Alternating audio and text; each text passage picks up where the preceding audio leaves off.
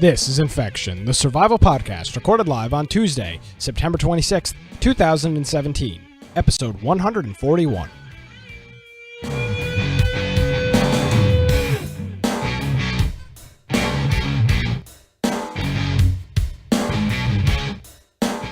Hello, everybody, and welcome to another episode of Infection, the survival podcast. Infection is your source for the latest information on survival video games.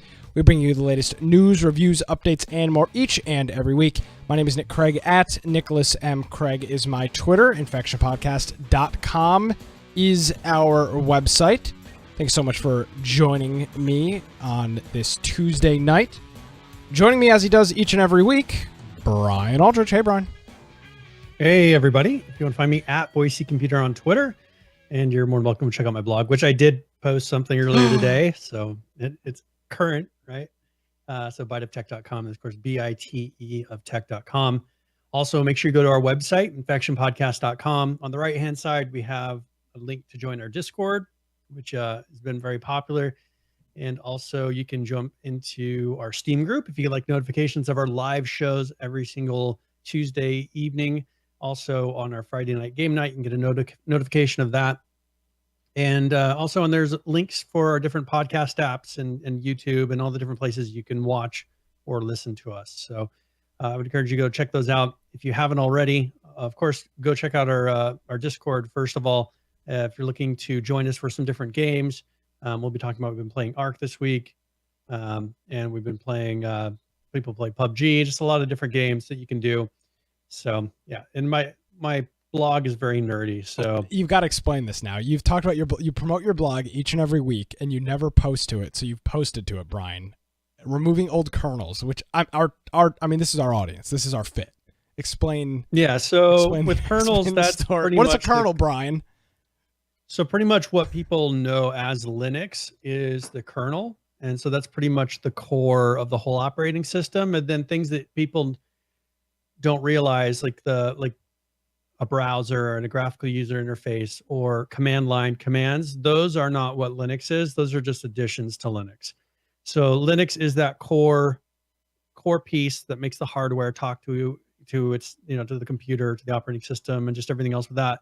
And then everything else is on top of it. So as they put out bug fixes and put out new versions, you'll download a new kernel, it'll reboot, and it'll start using the new kernel. So it doesn't actually use it until you reboot.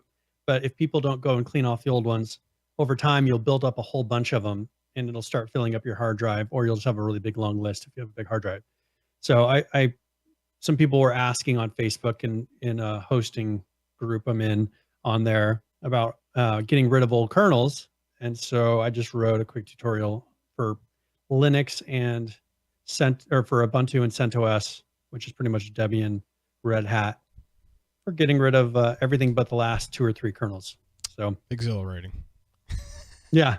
So if you're into that kind of nerdy stuff, yeah, I mean, it's just a quick and easy way, because other ways, like I have a script on mine that I run that searches for old kernels and removes them. And now they have this. These are kind of newer things that have been made for it. And it's a safer way of doing it, because you can accidentally remove the wrong thing, and then your computer is hosed. When you're remote hosting, it's out in a data center somewhere, and you remove the kernel or you trash the kernel. Never reboot. Or mess something up. Just don't reboot. You reboot, and it just doesn't come back. Yeah. And you're sitting there on the other side like, oh no. I just made a big mistake. I've got to say this. Who cares? This is Infection Podcast. It's our show. If you don't like it, go somewhere else. Get your survival gaming news elsewhere. Catch one who you can't. So I have the same issue when I have to reboot the automation system that runs the radio station. It's out at a remote location about 40 minutes away, and every once in a while we'll have an issue where the audio will, how your audio gets a little choppy from time to time. We'll get that same thing. Yeah. I mean, you're talking hundreds of days of uptime, and you'll get that issue. So every once in a while I have to reboot it remotely. So I'll wait for like a commercial break or something, and I'll turn it off in TeamViewer. I'll do a remote reboot. And it's just heart pounding as I listen to the radio, waiting for it for the 3 minutes while it reboots, and then it comes back on, and it's as the system reboots, and you know that you're back on the air and can log into it. It's a very stressful, situation. You guys should really look at getting more of dedicated servers style box that has the console port on it. Yes, because the we console will. port, Yes. it will allow you. Yeah, if you get to that situation where either the reboot stopped or something happened, it would allow you to remote reboot again, things like that. Yeah. Or to at least see the messages that are coming up that are not allowing you to start up. Exactly. So there's a whole bunch of stuff. Oh, things are changing, so I'll make that part of my tech notes. Yeah. So how are you, Brian? It's been a week. Yeah. As it is each and every week, I guess. I don't know. Yeah. I haven't talked to you. A little bit different than normal. Yeah, I know. We did the show on a Monday last week. It's actually been 8 days, right? Did we do a Monday last week? 8 days. You're having withdrawals. You haven't talked to me that long. Yeah, I know. It's unfortunate. No. One thing is we've been playing a lot of ARK. Oh man. This past week. And so on our dedicated server, which, sometimes people I don't know, they just don't enjoy playing on our in like a private server. I normally hate private servers. I think they're a huge waste of time. But I think people have been enjoying it because, we haven't been putting on all the mods and we haven't, there are accelerated tame times. One reason is because we don't want to be getting to the end game a year from now. We'd like to be doing it in a month or 2 or 3. Getting to where we can start seeing some of the final cool content that they put in. And so if you go on our website on the right hand, actually in the top of our website now, there's a button, I think for joining the server. So you can find the code to get in there. But this is something that's up all the time. It's been really, like the performance has been really good. I've had like no lag, no stuttering. The fiber connection added on is incredibly good. It has a very low latency. And so I've had 0 issues. We've never had stuttering, and we've had 10 people on there plus, I think, and it was doing pretty good. Well, that's a good segue, Brian, into what we are trying to do. If you want to roll into that. Yeah. So one thing we're doing is we are going to be putting in a dedicated server, because a lot of times I'm hosting this on my business server, which becomes an issue if for some reason, like we host 7 Days to Die or Minecraft, which loves to eat memory. For some reason, it'll just run away with 10 gigabytes of memory for no reason. So what we're going to be doing is buying a dedicated server for the podcast so that we can run something like 3 games at a time, depending on the games. And that way people will be able to play whatever games they want, not just the one that I can happen to run on my server at the moment. So that way we'll be able to actually have a ARK server that's up all the time. And hopefully we'll be able to attract some people from the outside so they can create their own tribes on there and just kind of create a nice population on that server. So if you would like to donate, on the top of our website, there is a donate button, and that will go directly to our server fund. We are having a goal of $400 on eBay. We've been able to find some pretty good servers that would work perfectly well with what we're trying to do. And so we're going to be doing that. So $400, and then we will order that, get it put in, and then we'll be able to. Right now, I mean, it's been working well, but being that right now the ARK server is just on a VM on one of the computers at that location, it's kind of a risk that will get shut down or something will happen. I don't have a lot of control over it. So we'll have something nice and dedicated that I can put on a UPS, and we'll have the ability to remote reboot and do all those things. infectionpodcast.com/dedicated if you feel so inclined to help us with this venture. We're good 25% success. of the way there. Yes, we are. We had a couple of people come in with donations last week. So if you're listening to this after the fact, you can donate at that site, or if you want to do it during the show, your name will pop up on the screen. So you could do that. We had good success. I should say we had great success in crowdfunding our PAX trip that we did this year. So when it came down to doing this, we decided let's punt it back to the community again and see what the response is. So infectionpodcast.com/dedicated. It's just one of the many ways that you can help support the show, and we'll talk about some of that stuff later. So yeah, there you go. I'm quite excited for it. Should be good stuff. Yeah. So we'll see. Yeah, and we'll see. Hopefully that'll be something that comes quickly, but I'll just keep posting it. But we can't really add any additional games because things I don't want to take down that ARK server, because that's kind of unfair if we do get other people on there. So right now we'll be just hosting Arc until we get that dedicated server, and then we'll be able to add a couple more games after that's funded. Absolutely. And we thank everybody that has contributed to the campaign so far. All right. Now, our game of the week this last week went really well. Oh man, it was hot. Let me tell you. So we had I put a picture on Twitter. You talk, I'll count. Let me find the picture. All right. So I mean, we had 2 full groups plus I think 1 or 2 people that were trying to get in. And so we played Overwatch this week, and plus we had a lot of people playing Rust because we've got a nice group of people that have been playing Rust lately on our server or on our Discord. And so we had just full groups. It was a lot of fun. That was a free to play weekend for it. So I think almost everybody owns it though that was playing. Yeah. I don't know. We've got there's really anybody who didn't actually own it. We had 22 people in audio channels at the same time. We had 13 people playing Overwatch, and then the remainder of those people playing Rust. And it was cool. It was great. It was nice to see the server so full. And I mean, everybody. We had a great time. I really enjoyed. We played for a while too. Yeah.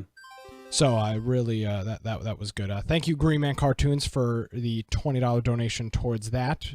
We appreciate it very much. But we had a great. It was. We are. I shouldn't say restructuring. That's an improper word to use. We talked a couple of weeks ago about the concept behind Game of the Week, and people seem to have taken to that. So the goal is, while it's show up and play the game, it's also the main goal, in my opinion, is talk and hang out with your fellow Infection Podcast members in the Discord group. So, and we can even, I mean, that's the thing is when we're all playing together, we can make a game that's lousy fun just because we're all hanging out, like Overwatch, and joking around.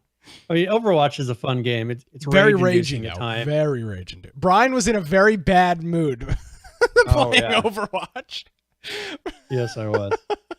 And so that's the thing is you can be playing and it's like you get frustrated, but we just have fun harassing each other. Yeah, and it was a lot of fun.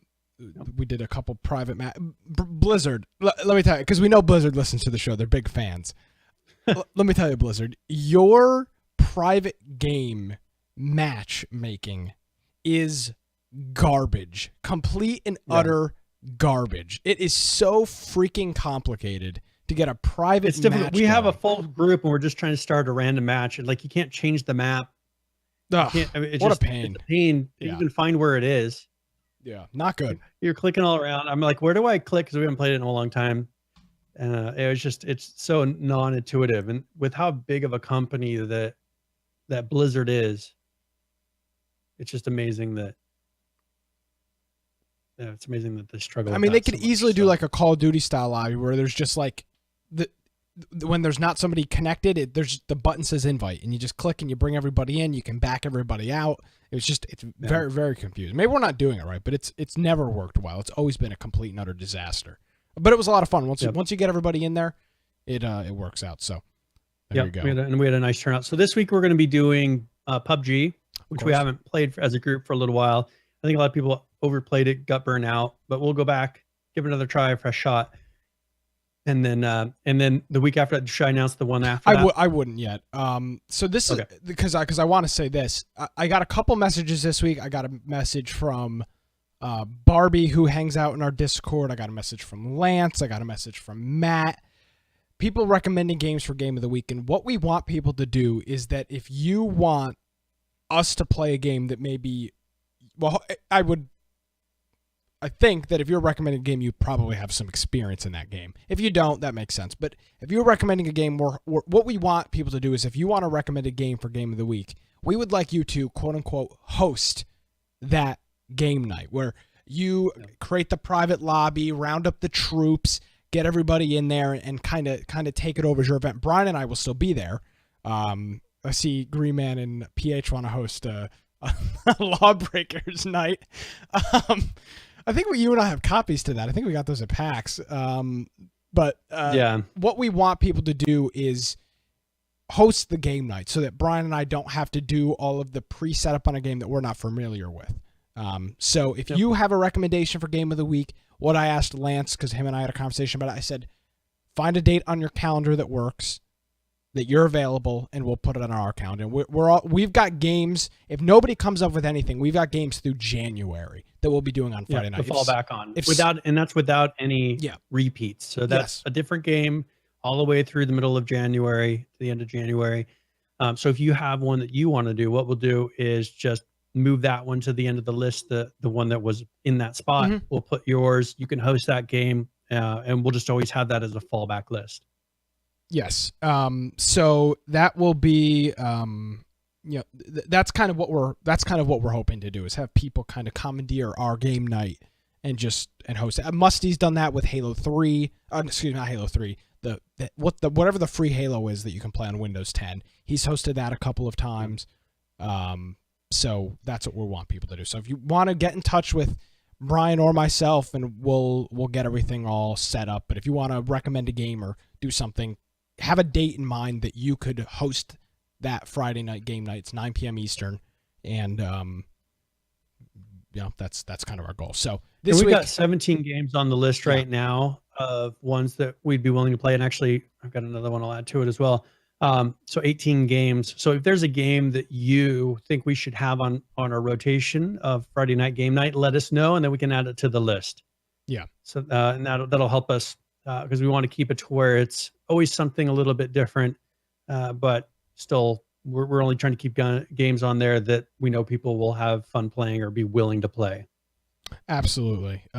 So yeah, there we go. Again, appreciate everybody coming out with a lot of I shouldn't say old names, but a lot of cool people showing up to play Overwatch Friday night. That was a lot of fun. I would imagine we'll probably have a big group this week for PUBG as well. Yes. All right. I guess we can talk about ARC a little bit, and then we'll get into. It seems like we start the show with ARC news every week, which is fine because I mean they're the most consistent. They have a lot of news. I am absolutely loving ARC. That initial, the initial, I don't know. The opening of ARC is tough. And we often struggle with this. Case in point, Unturned. Every time we play Unturned, people bitch and complain. It's not a good game. No, it's just hard. And you die, and you die, and you die, and you never get anywhere, and you die again. It's hard. And that's why people don't like it. I mean, nobody likes playing a game like that. It sucks. But overall, it's a good game. ARC has that similar, that taste. Learning curve. Except once you get past that initial hurdle of getting a base built and having a dinosaur or an animal that can actually kill things, like I have now. I have I think it's a saber-tooth, the cat. And now that I've got that, I can kill, for the most part, almost anything that would come after me. Obviously, an alpha or something very high level, a Rex, would probably kill me, but I can kill almost anything else. So now that I'm past that initial hurdle, I'm having the time of my life because there's no threats. The wild isn't really a threat like it was previously. Well, and that's the thing is we're starting to focus on that kind of end game thinking, kind of like what we were doing originally on the official server, was going through. Thank you, No One Rage, for a $10 donation. And he has a message, and he says no MLP games. So his My Little Pony. So sorry, Joe. There's no. we go with the money. We're a bunch of sheep here. So sell out. Yeah, we're total sellouts. Thank you, Ridge. We get to a stage where you start working through getting kibble. Like there's a process to ARC, and that's one thing that's very enjoyable about it. Is unlike, for instance, H1Z1, you can't just get to being the max level within 10 minutes. And that's kind of, other than building stuff in H1Z1. You can pretty much run around, find a sniper rifle, find some ammo, have all the nicest stuff, and be maxed out within 10 minutes if you got lucky. And ARC is not like that. ARC is something to where you have to work, and it is a slow grind, but they put enough carrots out there to where it's rewarding.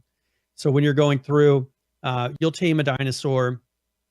It won't be the max level dinosaur. You'll start low, and then you start working up. Then you get to the point where you can tame something with prime meat or with the new mutton that they have, and you'll get a higher level dinosaur. Then you get to the stage where you start farming, you get a number of dinosaurs, you start getting the eggs, and then you get the kibble, which lets you get an even higher level of dinosaur. Yeah. And then they have all the stuff that's for end game that you get to. And so there's just so many dinosaurs. There's still a lot of progression that you can do to where it stays fun. One thing I've been very strict on is not spawning anything in. Like I'm playing as a non-admin. I mean, if there's an issue to where we have to kick somebody out or like I have to take care of something as an admin, I can. But so far we haven't had any issues, and I've been able to just play as a normal player. Because I want it to stay that vanilla experience where everything everyone has gotten is from playing the game, and they have the same chance of success as anyone else on the server. So, which is how we've been doing it, and I think that gives people that satisfaction, that kind of reward, personal reward of having earned it, which is very important. Yes, and that's kind of what I shouldn't say that's kind of what that is what I'm enjoying about Ark right now, and that's why unfortunately I didn't play on the official server that you guys put on for a couple of weeks, because I unfortunately could not be it was crazy with the actual launch. I wasn't available to play for a couple of days, and by that point it was already too late. So yeah, that's what I like about this is I can, and I guess this is kind of the, if you want to say what's the pitch for the server, you know, why should I come play on your server? The pitch that I would give is you can do your own thing, work at your own pace. If you need help, somebody will come help you, but you're not going to be spoon-fed with things. You need to go and you need to earn it. Yeah, exactly. And that's the thing is, if you're starting out, I'd encourage you to start your own base. Like with me, I haven't started a base, but I've gone out and I've done my tames. Like everything, I made sure that I wasn't living off of everyone else. I just don't go and take their stuff out of boxes. Like if I want to make something, I go get the resources, I gather it, and I make it. And I think that's an important part of this is don't just log in and be like, oh, here's the max level armor. Oh, here's all this stuff, you know, and then run off and get killed. I think it's important to go through and learn how to play the game. For instance, Barbie's been playing, and I don't think she really played it that much before, seriously. And she's gone through and just has been playing it at how Ark should be played. And I think she's been really enjoying it because she goes through and she's made a base. She's been doing tames. Now she's getting to the stage of trying to make kibble and all that. Like that's what Ark is meant to be played like, is to go through and figure out, well, how can I get the most? And that's what a lot of these types of games are. You're supposed to go through and figure out kind of the meta of the game. Like, how do I get that extra bit? Like, how do I maximize what I'm trying to do and not just, you know, accept having a low level dinosaur, not really getting anywhere?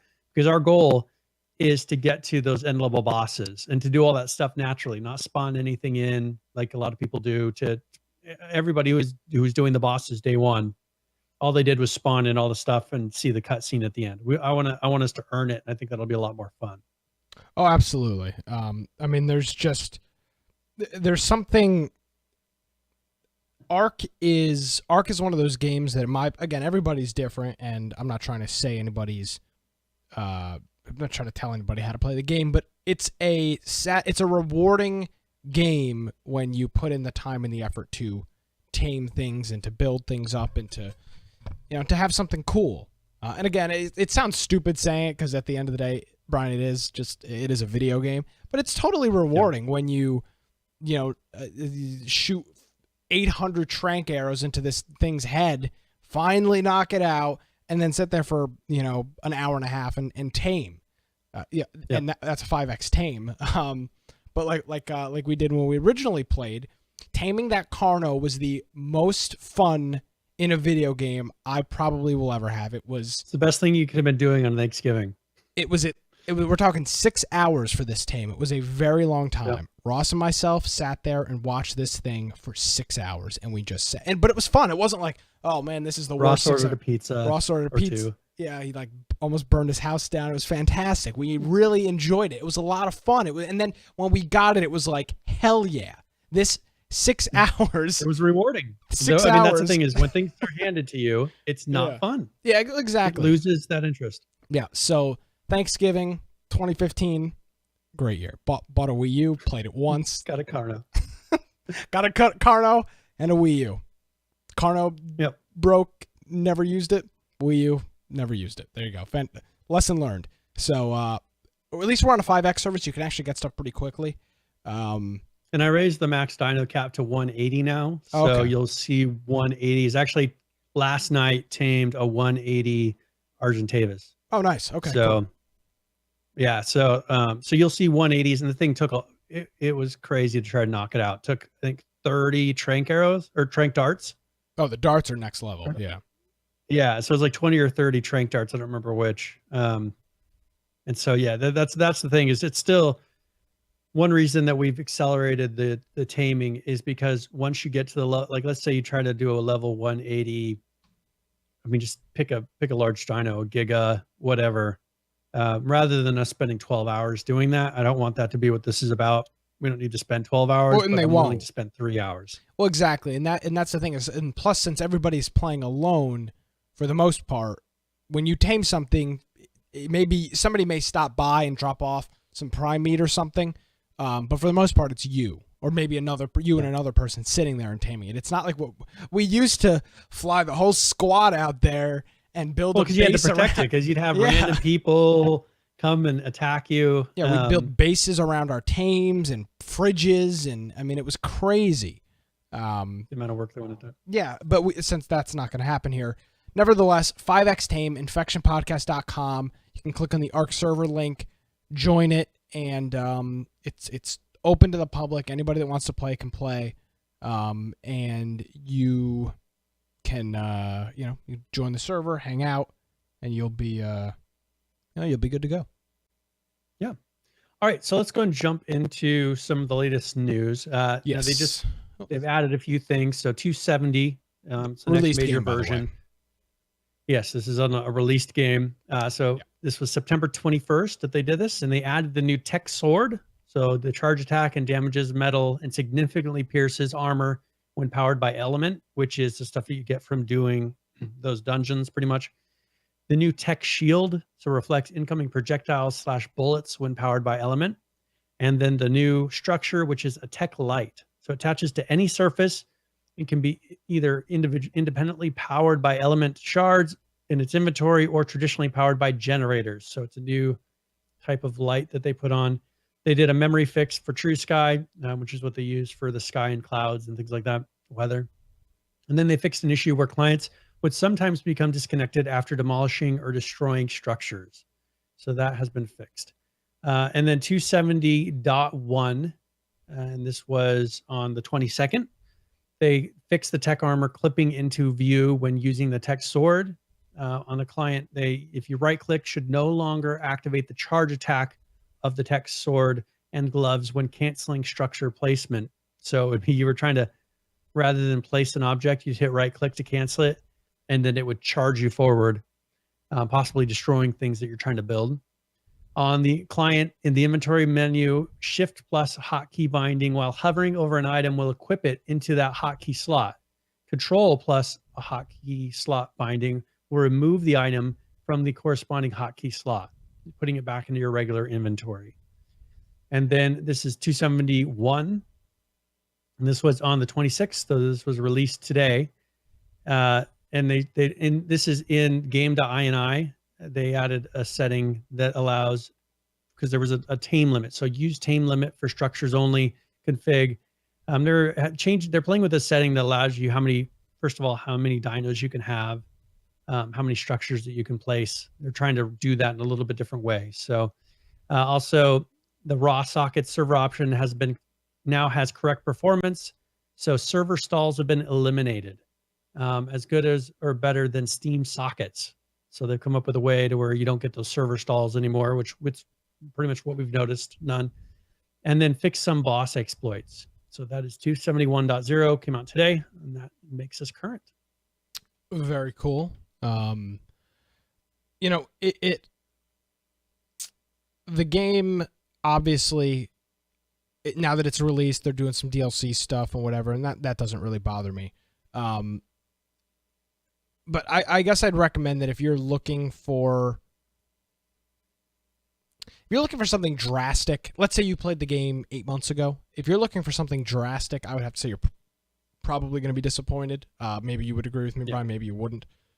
Yes. So just kind of that's the thing is I predicted on here drastic change. I predicted that they'd have this cool new kind of a story mode. You know, there'd be something, they'd be telling the story. There would be some overarching something happening. You know, like you're in an experiment or something about the aliens. Nothing. I mean, I haven't looked at the cutscene at the end because I don't want to know the end of the story first. I want to get there with us. So I know I know that there's something to do with this is an experiment with aliens or something, but I was hoping that would all be revealed and it'd be like an intro video and just something would have happened. And it was pretty much the exact same game, after logging in that first time, which is fine. I mean, it's a fun game, but as Nick said, don't expect a big change. Don't expect it to be a whole different game when you log in if you played however many months ago. Yeah, just just be aware what you're getting into before you. Yeah, I've seen a couple posts online where people they're kind of trashing the developers and such, and again, I think this is this. What did they say versus what did we assume? We saw a lot of this with Friday the 13th. I guess in some respect, we're seeing this now with Ark. Did they say that, when this comes out, it's going to be a totally different game? No. Did people kind of assume it was going to be drastically different and be, kind of crazy? Yes, for the most part. So just be aware that you're not getting into something completely new. If you've played Ark in the past, you've played this final version. If you haven't played it in a while, I'd recommend you jump on it because it's a lot of fun. I mean, the main thing they changed is all the end game stuff. And so that's one reason why I want us to get there to experience because that's what they were working on is the balancing of those end game bosses and doing all this stuff. So whatever is there, that's what I want us to experience. And then we'll pretty much see it for what it is. Oh, absolutely.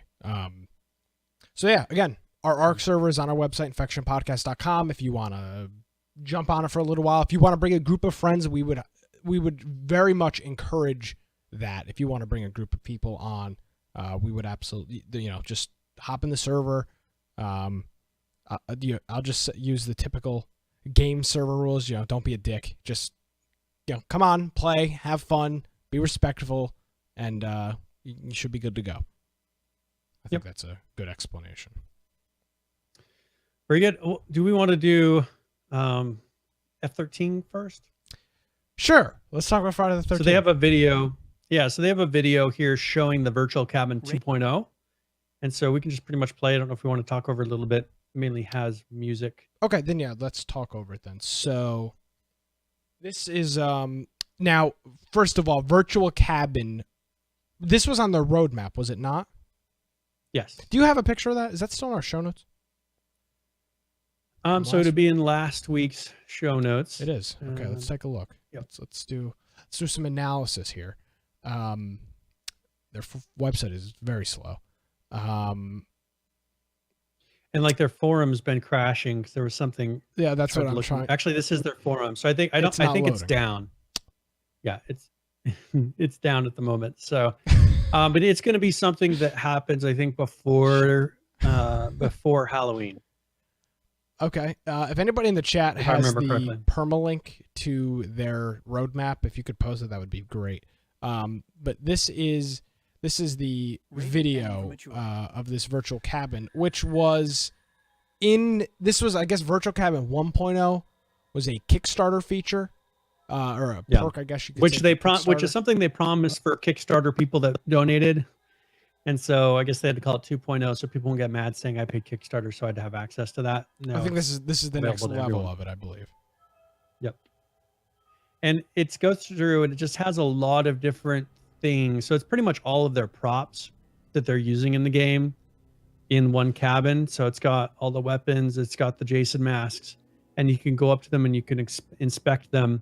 It has some lore from F-13 as far as behind the scenes things of stuff that happened with the game. And then if you go through, it seems like it's kind of a puzzle in a way, because they have different things that you have to do and to unlock like the door, they'll show it here in a minute. Um, like here, there's something that's actually changing. The character was thrown in there dead. Here, he puts the masks on the door opens, he's able to go outside. So something is happening. It's not just a run around the room, like something else happens. So it'll be interesting to see how they turn that into a little bit of a game. Of course. I think stuff like this is cool. Again, we have stated over and over and over and over multiple times. This game is for super fans. Yeah. It's not for everybody. Again, you can buy it, you can do whatever. I'm sure someone would find that interesting. Like someone who's just isn't really into F-13 would find some of the stuff in there interesting, but they're not going to be nerding out. Like for instance, Firebomb will go in there and be like, "Oh, that's so cool," and then he'll go buy something and to put in his house that looks similar to like one of the things, right? That's what they're hoping for. It's for the super fans that want to know the little insider things. They want to see each item. They want to see the beer can, how the same kind of beer can that was in the movies. That's kind of what you're nerding out on. Just like, if you can imagine your favorite game, like back in the day when I played a lot of WoW, things like that, having a place where you could go and see some of those things in the game, like things that were kind of secret or like insider knowledge, like that stuff was cool to me. Oh yeah. Right. I don't have any games like that I'm thinking right now, like, wish I had that. But everybody has those at one point in time. And this is for the F-13 crowd. So if you're really into the movies, they'll have the virtual cabin 2.0, which looks cool. But at least they're making it kind of a side game. So it's just not an image gallery, pretty much. Hey, go look at this object here. This was used in this film, in this scene. It's not all that. Like they're having a little bit of a side game going with it as well. Yeah, which I think is overall very, very cool. I, for the most part,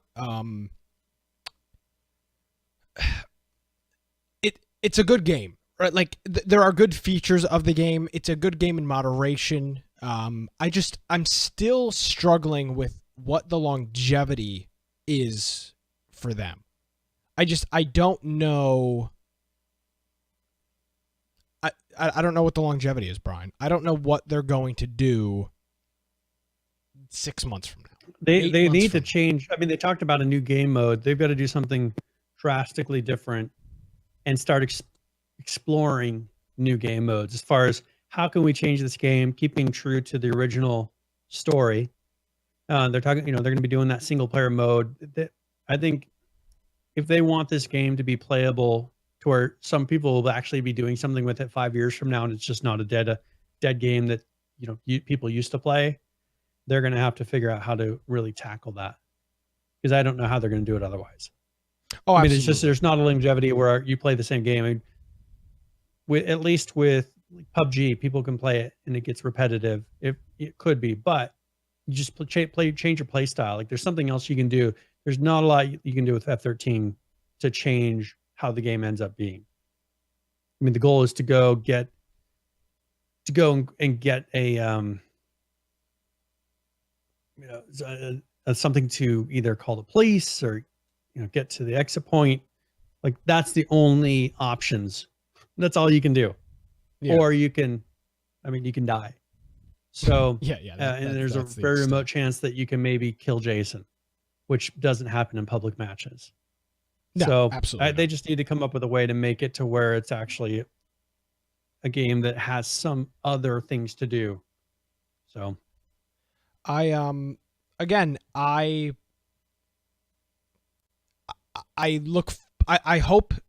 that they figure it out. I don't know realistically what they're going to be able to do.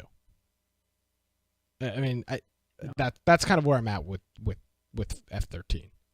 I think they just want to get to where they released what they've done on the roadmap, and then I think it's going to be done. Personally, probably. I think they're going to be done with it. I think they're going to have to come up with a way to have people host their own games, or come up with something to where that the difficult issue is you don't want to let people see your IP addresses and then let them DDoS you and all that trolley stuff. So there needs to be some sort of servers, but how long are they going to keep those servers up is the question. So that's my main concern with the game like this.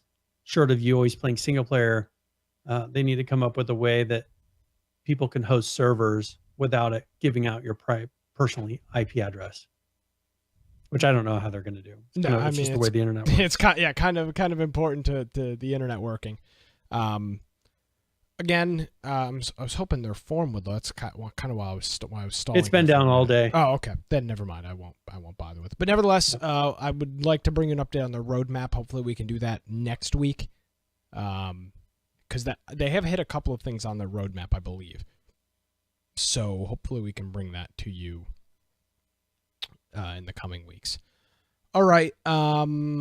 Let's see where. And actually, I found it here, so I'll link you.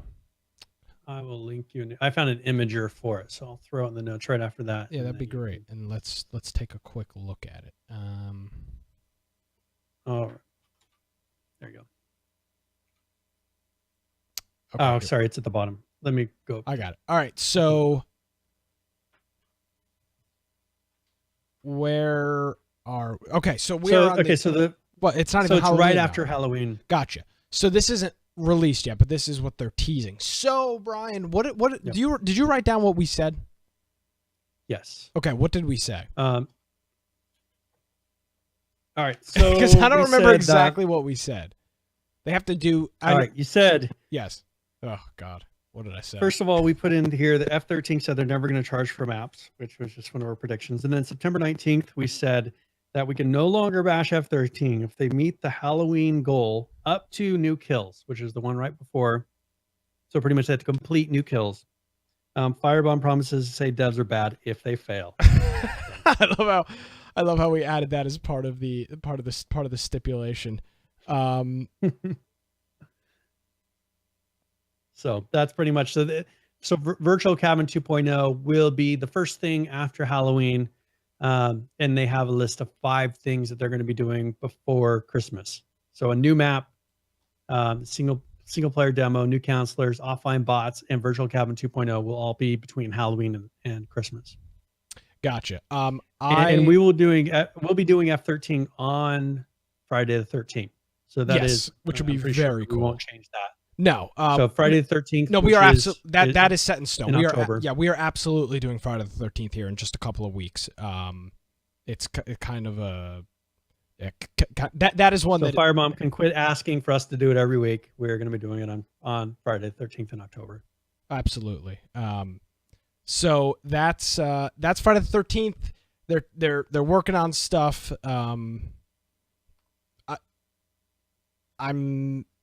I don't know. I don't know what I'm supposed to say.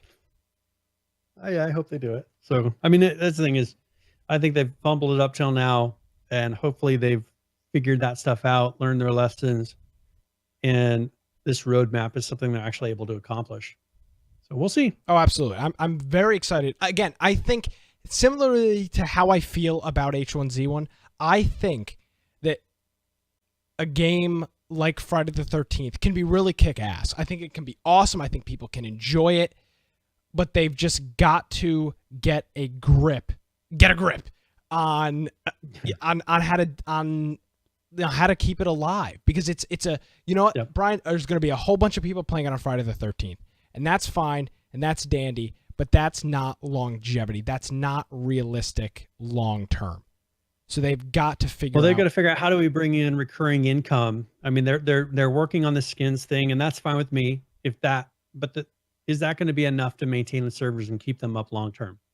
They're going to have to keep coming up with things, and whether it's emotes, I don't really want them doing special kills. No, unless it's purely cosmetic. Unless the kill is purely cosmetic, but I don't want anything happening that allows you to do a kill that normally wouldn't happen. So like, let's say you're standing next to an object or something, and then you have the ability to do a special kill.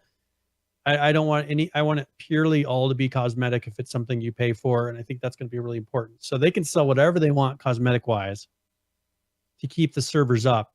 But the thing that concerns me is they keep saying free DLC, free map.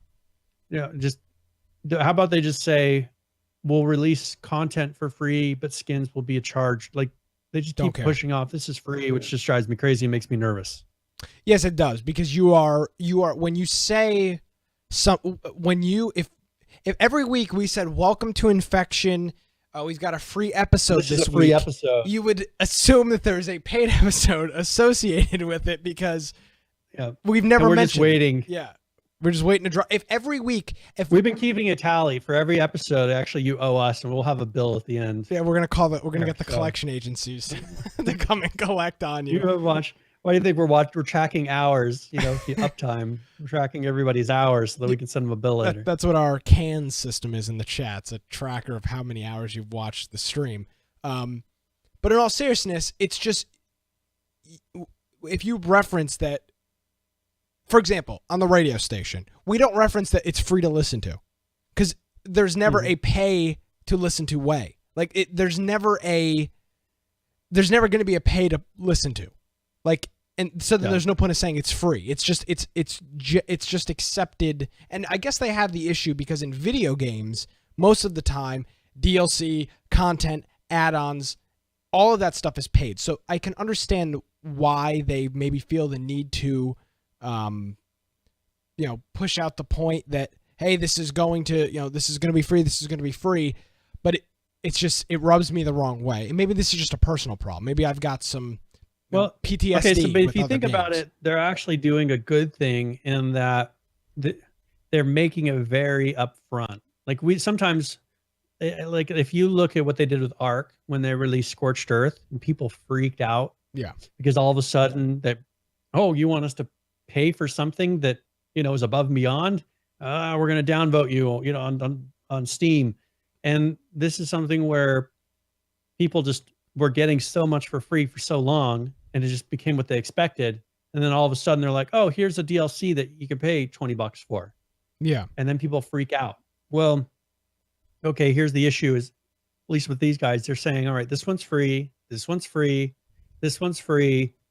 And then when you say get one that's not free, you shouldn't be surprised because they said every time this one was free, this one was free, not just when we did a new content release.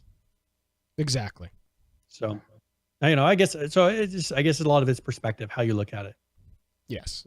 So that's F13. We are playing it here in it'll be 2 weeks Friday. So it'll be two game nights after PUBG.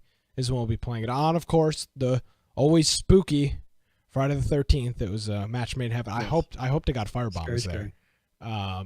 Yeah, he better. Be very upset if he's not. He's probably going to be doing some sort of a ritual Friday the 13th ritual, to where he watches every episode for 24 hours on Friday the 13th. Yeah, well, maybe.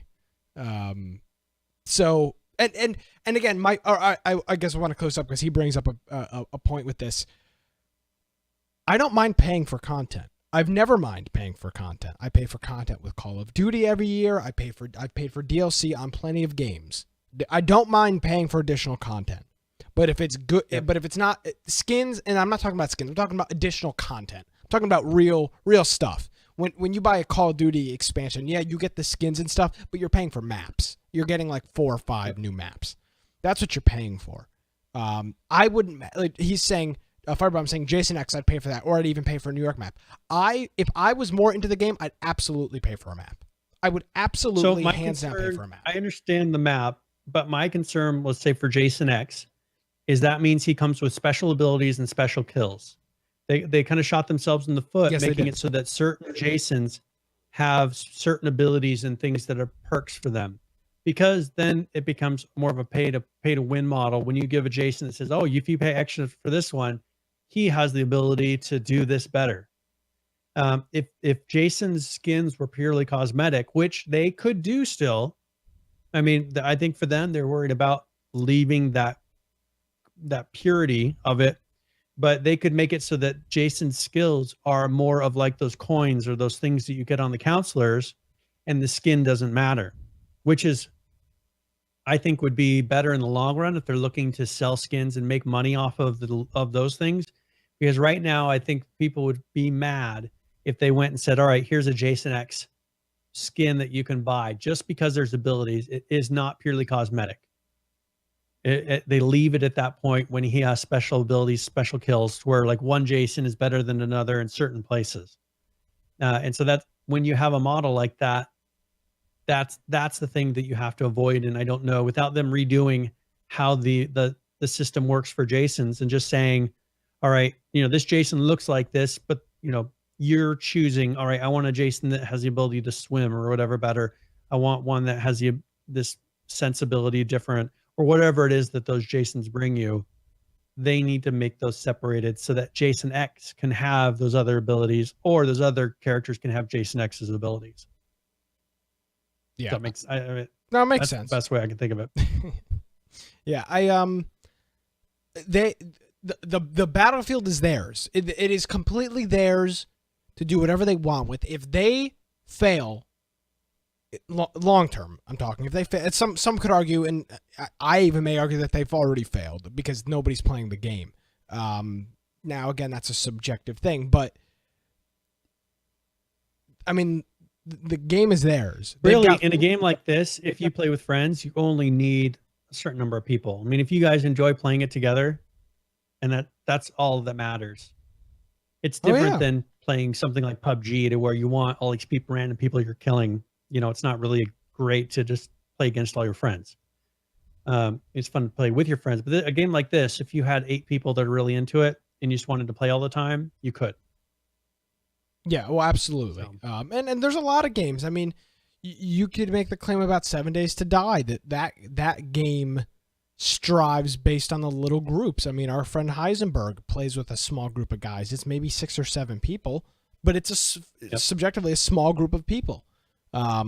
So that that's not necessarily a bad thing. But again, they've got the open canvas. They've got the blank canvas. They can do anything they want. If they fail, it's nobody else's doing but theirs. They've got the people's games, or excuse me, people have copies of the game. If they fail, it's on them. I mean, and I don't care. So, all right, that's F13. All right, so do we want to go ahead and do our giveaway? First giveaway? I think that's a good idea. All right, so we'll be doing exclamation point giveaway. This will be 30 points. And so for this first one, we will be giving away a copy of Kiro Blaster. Okay. And Kiro Blaster, let me pull it up. There we go. Yes, Kiro Blaster. It's a $9.99 $9.99 game. This is an indie platformer, pixel graphics, 2D retro game. It's got very positive reviews. And Kiro, Kero Blaster. So if you want to enter for that, I will put a link to it for the Steam page if you want to see what it is, but it's a free game. So what do you have to lose? Yes. Now let's do a transition into H1Z1 Just Survive. I want to be careful with this update note because I believe we've read most of this. This is a live server update. Yeah, but the thing is how they've been doing their updates, because they had the test server updates. Yeah. And we've read a lot of those. So, and now we're in the live server update. So I'm just going to highlight some of the new items and stuff. If you are an H1Z1 super fan, which I'm sure there still are some of those people listening, there'll be a link in our show notes, infectionpodcast.com, where you can go through and read line by line. But I when I skimmed through this before the show, most of this stuff I'd already recognized because I'd already read it. So this is what they're saying here is this is a substantial update to the live server. This includes their core feature set, addresses of number of bugs and exploits, and incorporates your feedback, which they've always kind of been up with people's feedback. I have got to give them a big fat L on the first point in this, Brian. They've added the shacks back to the game, which I think is a terrible idea. Terrible idea. I understand there needing to be some type of buffer between nothing. Oop, geez, hit my mic. Between nothing and having a stronghold. I understand that there needs to be a buffer there. Yeah. I thought them adding the loot stash with the locked loot stash was the solution to that problem. I don't like this. I don't like this at all. Yeah. The shacks end up littering the map. You create one, you're in it for a very short amount of time. You don't bother destroying it, and it just sits there. Now, obviously, you could say, yes, there's going to be a decay system, whatever. I just don't. What if you're only allowed one per player? I mean, just Either to kind of way, help with, you don't have one on all these different sections of the map. Yeah, I mean, so I'll just read their note here. It says one major note on the last point that is that we've overhauled the shacks and returned them to the game. The new metal structure is sizable, sturdy, and can even be decorated. Originally, we anticipated those who had used shacks would instead leverage the barricade and stash mechanics. Again, what we thought as well. Once we transitioned into the Badwater Canyon map, though we'll continue to expand upon and improve those systems. See the metal barricade. Your feedback has made clear that you still want shacks, so now they're back into the game. I thought that was the whole reason behind the stashes. So if that's the case, then I want the stashes thrown back to what they were before, which is just a useless hiding thing in the ground that just anybody can have access to. Because now those are OP. And now that you can create a shack, go ahead, create your shack, do whatever. That's fine. So that's kind of disappointing. Some of the other things in there, obviously they've added the shack and the shack door. They're metal now instead of wood. They've added the metal stronghold components, the metal barricade, dynamite, the dynamite bundle, pipe bombs, wooden chest, a weapon chest, which is good, an ammo box, a freezer, which is interesting, a tool set, handcuffs. They did a whole bunch of looting changes. Some of the zombie and combat changes that they have listed on here is reduce zombie damage to all body armor. Zombie damage through armor has a small chance to inflict bleeding, which is good. If they have a low, because you don't bleed unless your body armor is destroyed, as of right now at least. With this, small. I'm talking small chance, like a couple of percent points chance of you bleed, not 20%. That's way too high. Minor bleeding now has a chance to heal itself over time, which is a big mechanic, big change. I think that's cool. Lowered the use time for the fiber compress or compress, however you'd like to say that. Improved zombie pathing and behaviors, which of course have always been an issue. Some other changes. They've done a couple of map updates around different parts of the map. They fixed an issue where the PvE servers would not properly display the out of bounds messaging. They fixed an issue where players were unable to bandage themselves after going out of bounds and then returning to the play area. They also removed a couple of other things. Some construction and destruction stuff. Some changes to survival. They fixed an issue where stamina could get stuck in the state where it would not regenerate. Huge issue. Our biggest complaint, our biggest gripe when we played it a couple of months ago was the stamina bug, constantly reloading, relogging, which meant you had to go through and recreate or had to be back invited into your group. Colossal pain in the ass. Huge issue. Yeah. Hopefully it's fixed. And this has been a lingering bug now for as long as we've been doing this podcast, 141 weeks. Stamina bug has been on, off, fixed, perfect, broken again. It's been all over the place. So that's good. They relocated the military base spawn so that players can't grief other players with the tent entrances, and then just a whole bunch of other bug fixes and stuff like that. So you can read the full notes. Overall, not a fan of the metal shack being put into the game. I think it's metal, so hopefully it won't be so obtainable. I didn't have a chance to look at what the requirements are for it yet. But hopefully it's something that's not. Hopefully it's not something that's too much. So yeah, I don't know. I'm torn on. I'm not a big fan of it because I really do think that's kind of okay. Here it is. I'm gonna get some crap for this, Brian. It's a troll structure. The trolls create those things. They can store up ammo and stuff. They never have to get into the base building system. Every time they need a gun, they can just go back to their little shack, get their stuff, and they pop send them back up in. all around just so they control people as well. Exactly. So they can keep running back, and it just pisses me off. Cheap shots at people. Yeah. But I mean, that's part of what made this game popular. So I mean, possibly that's what they're trying to keep. I just don't. damn it, I don't like it. Like, it's too easy. The strongholds are legit. Yeah. You have to pay for them. You have to build a structure around it. It's a pain. It's a total pain to do, and it's tough. Plus, Man Stan or Deacon's bringing up the point of you can set up around. Remember, around the governor's mansion, people would set these and make a complete wall around certain areas to where they block off all those vehicles that were in there. This is the kind of stuff that they do with it. So the part of the whole reason for the building system, the way they've done it, is to improve performance and to prevent people from blocking off things. And this is instantly putting them right back because they don't have a true ability to limit where people place things anymore. That with the building system, there was nothing large that could be placed to block things constantly. And they could say, all right, you have this, you can put the metal barrels or whatever it is that you're placing around, like you can put them in certain places in your base. Well, if you have one of these, like you can place it anywhere on the map. And now I don't trust them to go through and say, here's legitimate places you can place it and not, because they're not going to be able to cover. Either it's going to be too restrictive or they're going to let you pretty much place it everywhere.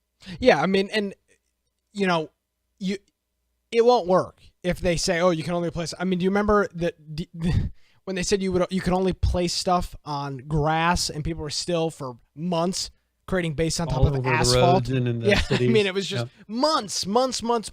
We're told there were not going to be any more bases on roads or on asphalt or next to buildings. That wasn't going to be happening anymore. They did server wipe after server wipe after server wipe, and they couldn't figure it out. So this is from the notes. It doesn't mention. Go ahead. I think it should be one per player, but if you're in a clan and you have a stronghold, you can't build one. I think that would be a great system. I think that would be a fantastic system. That way they can limit it to where it's only for people that don't want to group up with people, because some people do enjoy playing by themselves. It's for those people. It's not for a clan going in and blocking off an area that they don't want other people going to, which is what it turned into in the past. I think that is a fantastic idea. And what you would do is if your base gets the problem is that, Brian, they don't have a clan system. There's no tracking when you log off. That's the thing, is they have to get one of those put in place before they can really make this. So we're screwed. Not so easy to exploit. Yeah, we're screwed at the moment. Yeah. Yeah. So I'm sure they'll get a clan system someday by the end of the year. Maybe. Why don't you put that in the book? I don't want to predict that. So the shack is in the game. We'll see how it looks. Now we did have a couple of new tweets this week, and we had a new zombie, Brian. So this is just a head. Pretty gruesome. Of course, this is the high res. Of course. Yes, this is the high res. This is done after it's been sculpted and textured and everything else. This is what it looks like. Of course, now they're going to be taking this image and converting it down to DirectX 9. So those nice teeth and everything that you see will no longer look like that anymore. But this is what it could look like if you were on a different engine. How about I say that? This is what the game could look like. I love how you feel. I hate that they rub it in your face. I love how you feel the need to interject that into the. Well, you know what I'm saying? Like they're just rubbing in your face. Look at what it's supposed to look like before we put it into our engine. Yeah, that's nice that you guys are making it that quality. It'll never be that quality again. It's a good looking head. I mean, it's a very good looking zombie. It's a very good looking zombie. The jaw's completely gone. The nose is completely gone. There's only one eye. The ears are all cut up. It's a great looking zombie. Looks great. Yeah. Head's kind of bashed in at the top. It looks disgusting. Yeah, it's great looking zombie. A huge cut above where your eyebrow would be. It's great. But like you're right, it's just going to become. It's going to be like taking become a blob. It's going to become a pixel that you shoot at. But I guess to each their own. They're still working on stuff like that. So that's that. And now they have some new containers that they are introducing. So the freezer containers for weapons, ammo, tools, and food. So that's the freezer that you have. And then there's some weapons and tool containers. So if you look, there's the tool container in the back, the dark gray. Mm-hmm. And then you have your weapons container, which I think is probably the one to the right, the brown one. And Yes. then Yes. the ammo container, I assume, is the green one. Correct. At least that's what I would assume. So, I mean, it could go either way, but kind of a weird size for an ammo container. So, anyway, so that is their, those are their new containers that they're probably going to let you put in your bases to be able to store specific items, perhaps, or you'll find them around. But it seemed like it was going to be a base decoration. So these maybe will be things that give you enhanced storage. I like the freezer. I like having it now. You have a dedicated. All food will go in the freezer. No longer a little brown box next to a grill, which is what everybody does now. Yep. I like that. I really like that. That's this. I mean, perhaps this is you can important store. stuff. It'll make food last longer. They need to put the spoil system, and then food lasts longer. They don't have a spoil system. I know. Some say they need to put in a spoil system to make sure the fridge is relevant. Yes, because right now it's just nothing but a textured box. But you know what? Which is good. I mean, survival games. I mean, that's the thing is they're having to start implement actual survival things to make it a survival game. Oh yeah, it hasn't been before.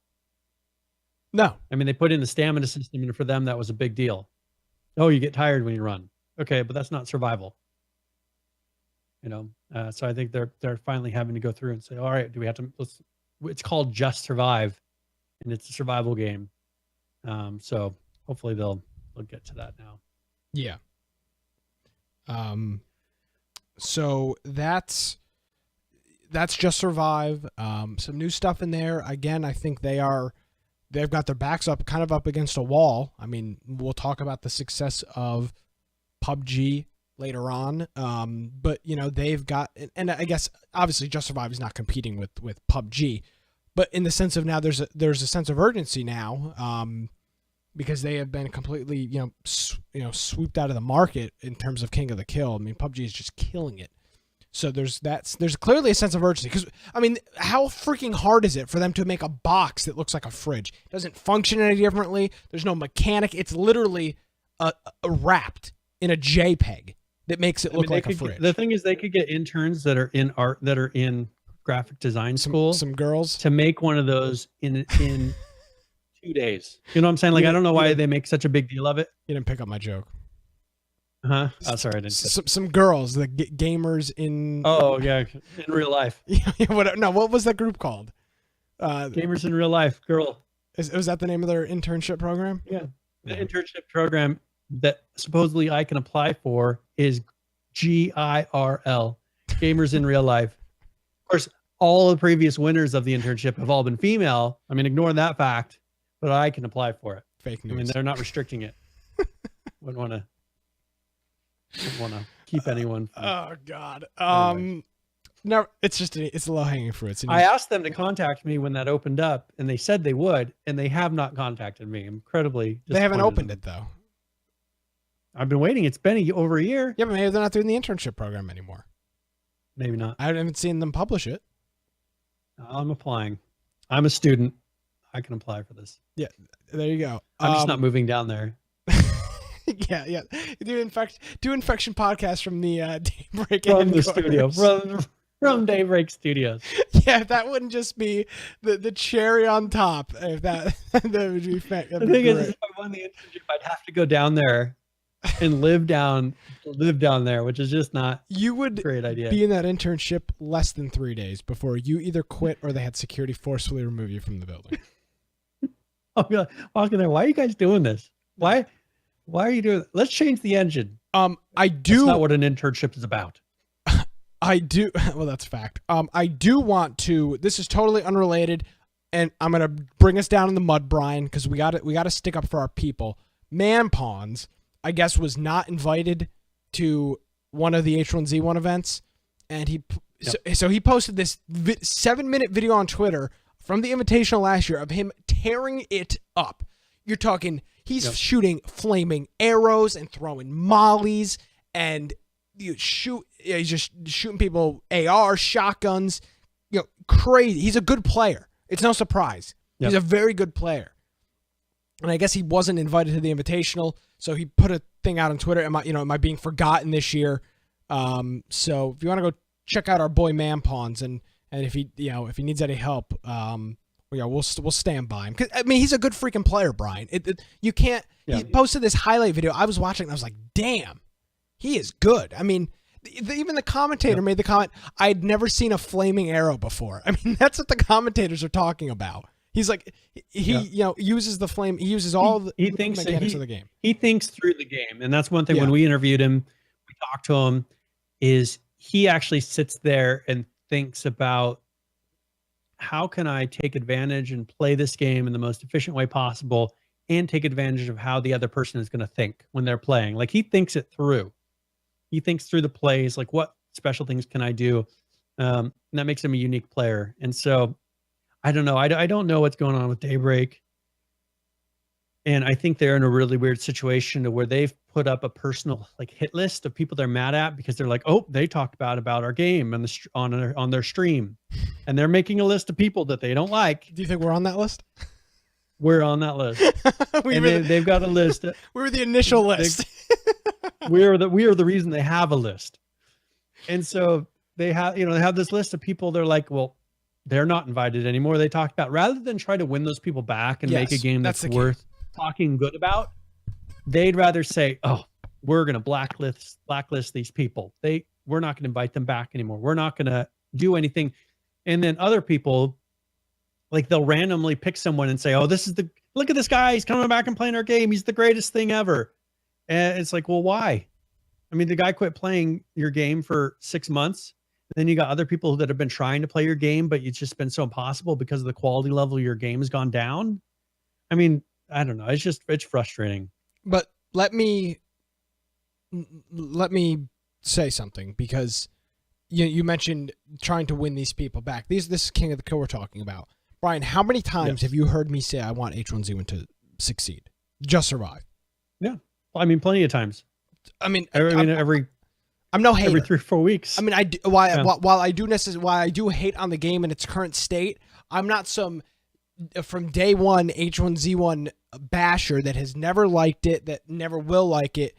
For Christ's sakes, we're doing this damn podcast right now. I'm sitting here on my Tuesday night doing this podcast because of H1Z1. So instead of trying to win me back, they're screwing around with stuff. So I hope that they can really get a hold of this stuff, because it's so disheartening to see this whole thing. It really is. Well, and if they keep acting like this, and they're going to run out of friends. I mean, like Battery included. He says it's Ninja and Dr. Disrespect on that list. I mean, this is the type of thing where they're no longer invited back when they're probably some of the better players of the game. Like Ninja Doc for sure is one. Yeah, he absolutely because will. He's Doc, too big. well, with the thing is with Doc, like, that's his persona, and I think they kind of realize that, and so they're like, oh, he talked bad about it, but that's what he does. Yeah, but he's Ninja, not so big. much. He's too big to not invite. He's too big. If those are the level of guys to where if they did say, oh, we're going to come back, it'd be something to where they would make a big deal of it.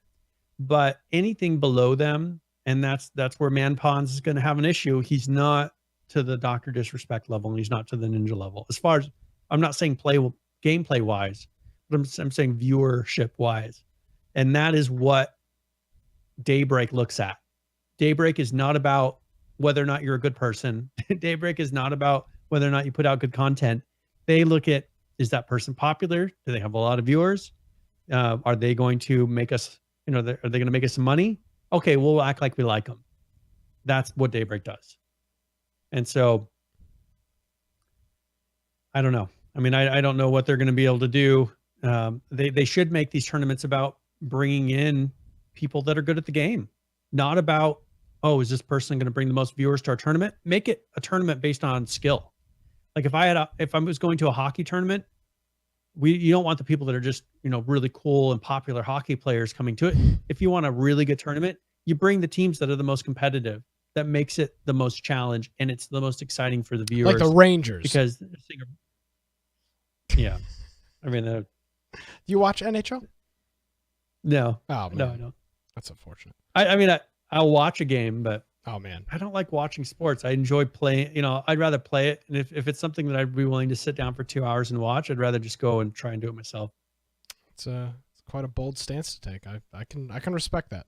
All right, let's move away from the H1Z1 and yes. Where do we go from here?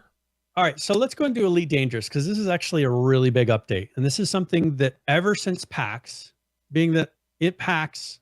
Oh, let's do the if giveaway. you remember correctly. Oh, yeah. Sorry, I didn't mean to cut you off. Let me go ahead and roll this. Congratulations, Matt. Matt has won, or Airborne Death is what he is in here. Long time fan of the show. So, yep. And so I will. I'll send you a key for that before the end here.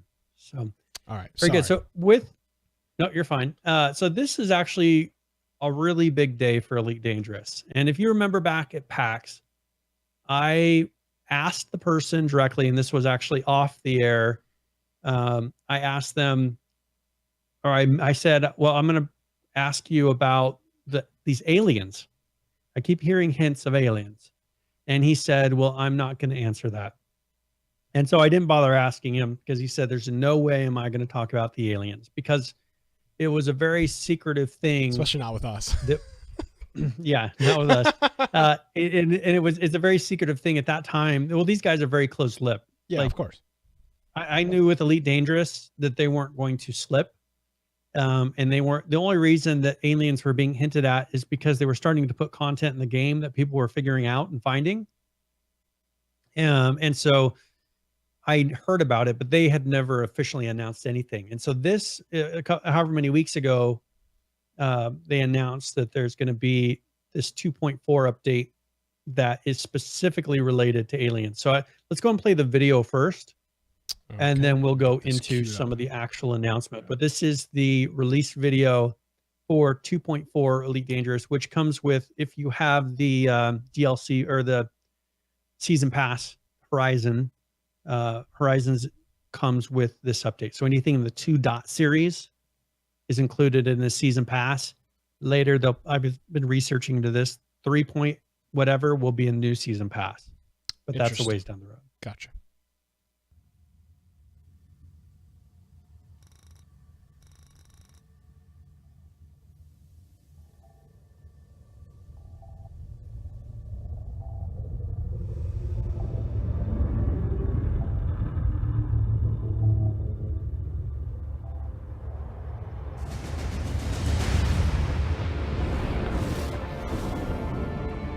Hunter Lead to Hunter Command. We have eyes on the target. Copy that, Hunter Lead. You are clear to engage. Acknowledged. Commanders, let's go to work. Entering range of the target shutdown pulse. Deploy countermeasures. Countermeasures charged and active. Shutdown pulse imminent. Here it comes.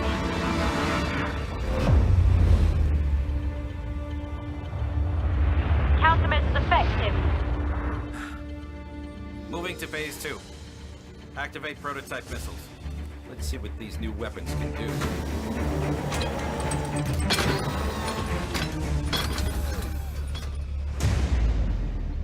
Target locked. On my mark.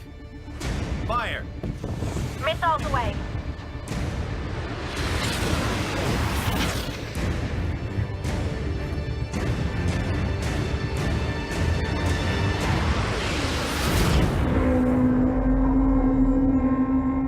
Multiple strikes confirmed. Biosigns?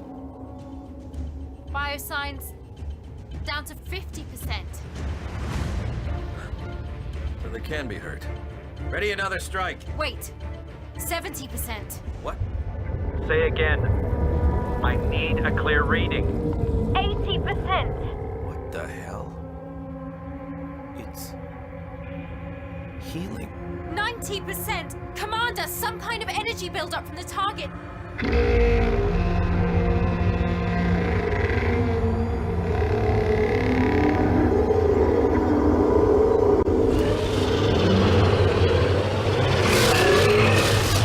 Basic maneuvers.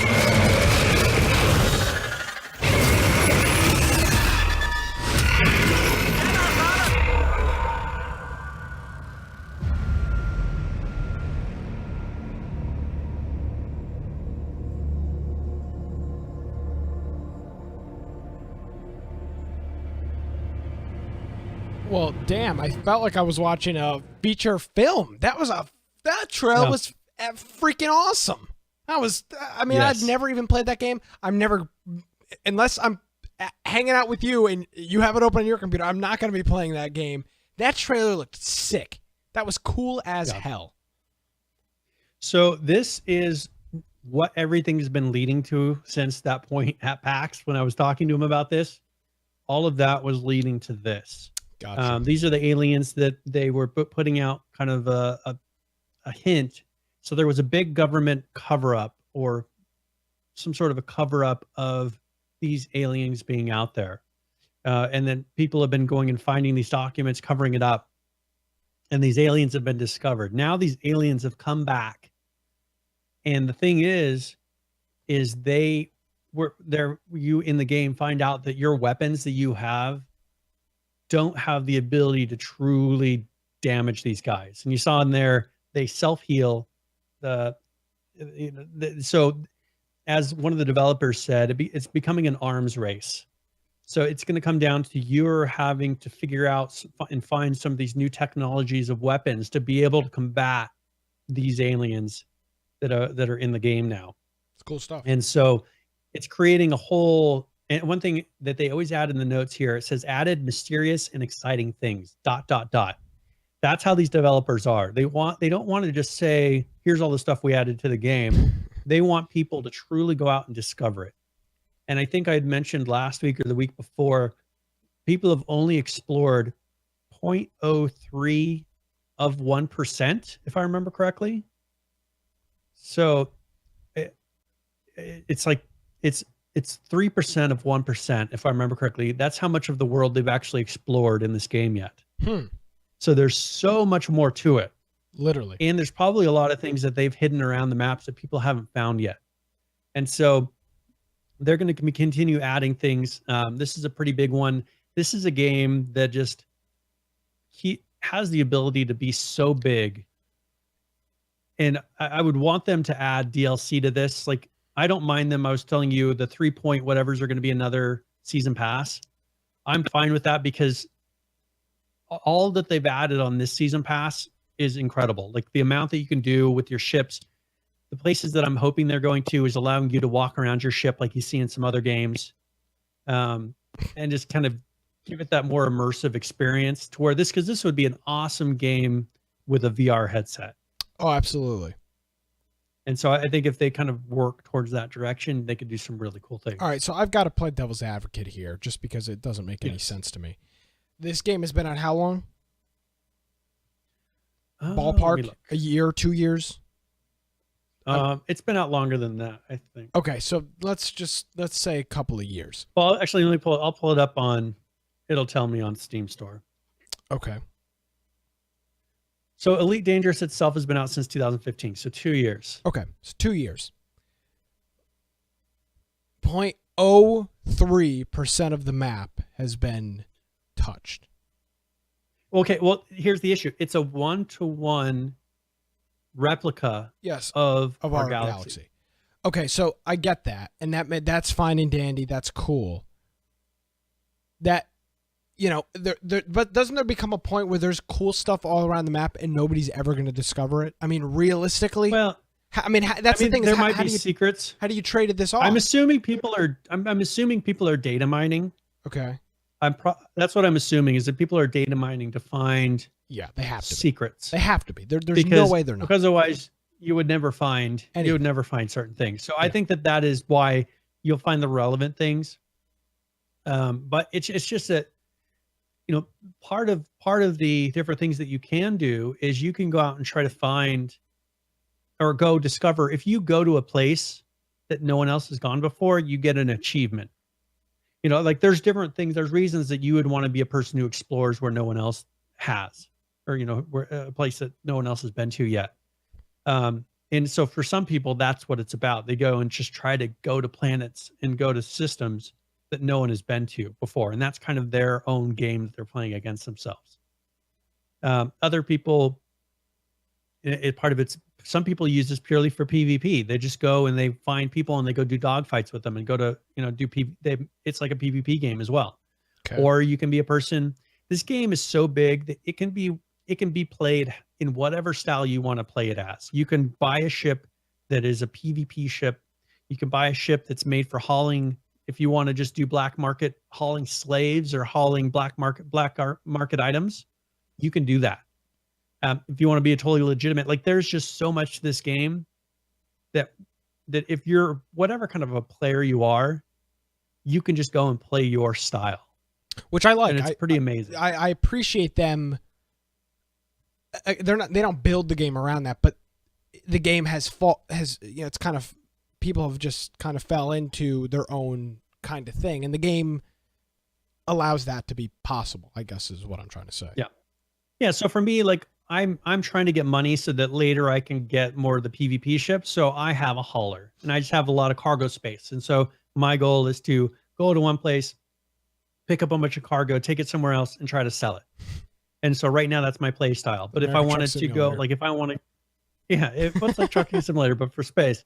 But if you, let's say you want to go and you want to find all of that other stuff, you want to go and see the aliens, like you're going to have to work and really get your ship up to par, go and get the right kind of ship, the right kind of weapons. And it's a whole new end game for those people that are really into this game. And I think that's good that they're providing them something to where it's just not flying around and doing the same thing over and over again. So this is that game that I just wish I had more time, or, you wish you could just drop out of school and be single and just play Elite Dangerous like the people on South. Yeah, that's the thing. Is it's one of those games. It's kind of like WoW, to where there's always something else to do, and so if you could just play it. So we have a lot of people that own it, so we need to just get a group together, and when we're done with playing a lot of Ark, I think that'd be another one that maybe people would get into. We can just go and set up. The thing is that it's tough because you kind of want to play with other people, so you kind of have to schedule a time, but maybe pick on the weekends, Saturday nights, we're going to go and play for a couple hours. Yeah, absolutely. Because you have to play for a couple hours in this game to even get anywhere, or else you're just flying around and never quite getting traction on anything. You're flying around in nothingness. Yep. And so, and there's a lot to this. Like if I can maybe go a distance that you can't. And so everybody has to be on somewhat the same level, or we all need to be on the same ship. So if we can all work together, get one big ship, we can go as a crew, because it's almost impossible to have everybody flying together, because if someone doesn't have as good of a ship, they run out of gas and they have to go all these different places to try to get to the same place.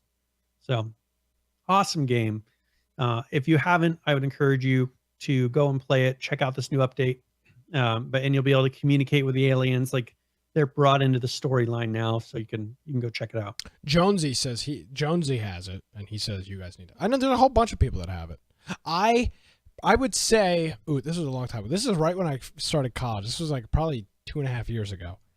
You had me so close to purchasing Elite Dangerous, so close, and I thank the Lord every night that I did not purchase Elite Dangerous, because it's just, I mean, it would be bad.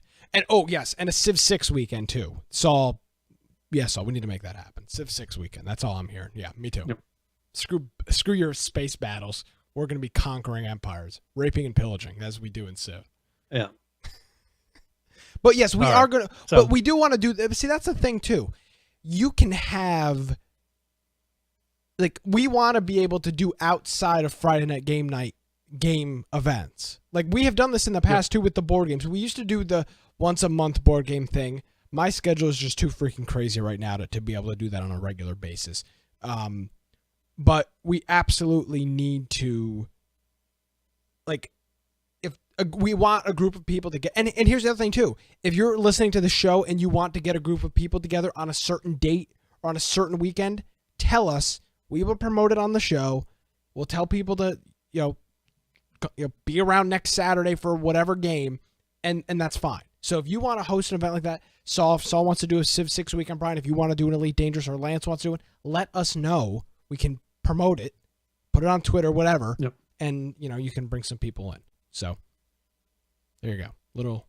And we got some people that actually play Elite Dangerous quite a bit. So maybe we can get one of them to host it. Yeah. And then that way they can make sure that everybody is doing things in the proper way. Because there's just a lot of things you need to understand about it.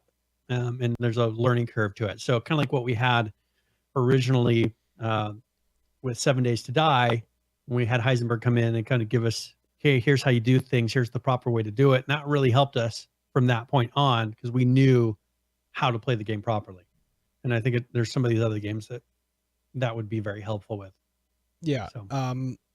If you don't, can I pick what we go to next? I want to give a quick shout out to our guy Gadlaw, who hangs out on big Twitter guy, sends us stuff on Twitter all the time, is in Discord and hangs out in the chat on the live shows. As we always ask people to do, if you see something on Twitter, you see Facebook, Reddit, and you go, I'm sure Nick and Brian have seen this. No, false. Send it to us. Gadlaw tweeted us, or a quote tweeted us earlier today, a Survive the Nights. They released a whole bunch of screenshots, and he said, in case you didn't see this, and I had not seen this. I don't know if Brian had. I had not seen this, and I was able to look through this stuff while I was at work. So they released a whole bunch of screenshots for Survive the Nights. This is a game that we've talked on and off about for a little while. It's in early development. Oops. It's in early development, but Brian, these screenshots are quite interesting. There's probably, and I kind of cherry picked some. They had a bunch. I went in their Discord and pulled a lot of these, and just made an album out of this. All right, so let's. I'm just getting them up. They had quite a bit more. So I'm just gonna kind of go through a bunch of these here. First thing I've just got to say, it's got a miscreated vibe. I'm not saying that to be a good thing or a bad thing. I'm just saying in general, looking at some of these screenshots, I'm getting a miscreated vibe. I don't know if they're on the same engine. I don't really. No, this is Unity. Okay. It's just got that vibe. The way that miscreated's CryEngine. The way that just the way the vegetation is set up, or the way that things are just kind of. I think it's kind of the fuzz of the filter a little bit as well. Maybe. So you're seeing some screenshots here. This looks like some type of agricultural barn. This is some type of farm, some planter or something like that. Here's a farmhouse with a couple silos, some bayed hail. Another angle of that, some more hay, a farmhouse, a barn of some sorts, parking lot. I believe that's a couch, big red couch hanging out in this parking lot. You can see that it's destroyed. There's people. There's these little bonfire things set up. There's broken wooden boxes. Windmill here out in the middle of nowhere. Some wind farm, some actual wind power mills out there. This is what I guess you'd say is just a little tent setup, little tent city, and whatever this thing is, looks like it's maybe a public bathroom in like a state park or something like that. And finally, just like a little subdivision thing with some houses and stuff. Brian, I'm gonna give the floor to you as I'll fly through these again. I mean, what are your impressions by looking at these screenshots? Personally, I like the attention to detail that a lot of games seem to lose lately. Like, for instance, on that first screenshot, there's the fence.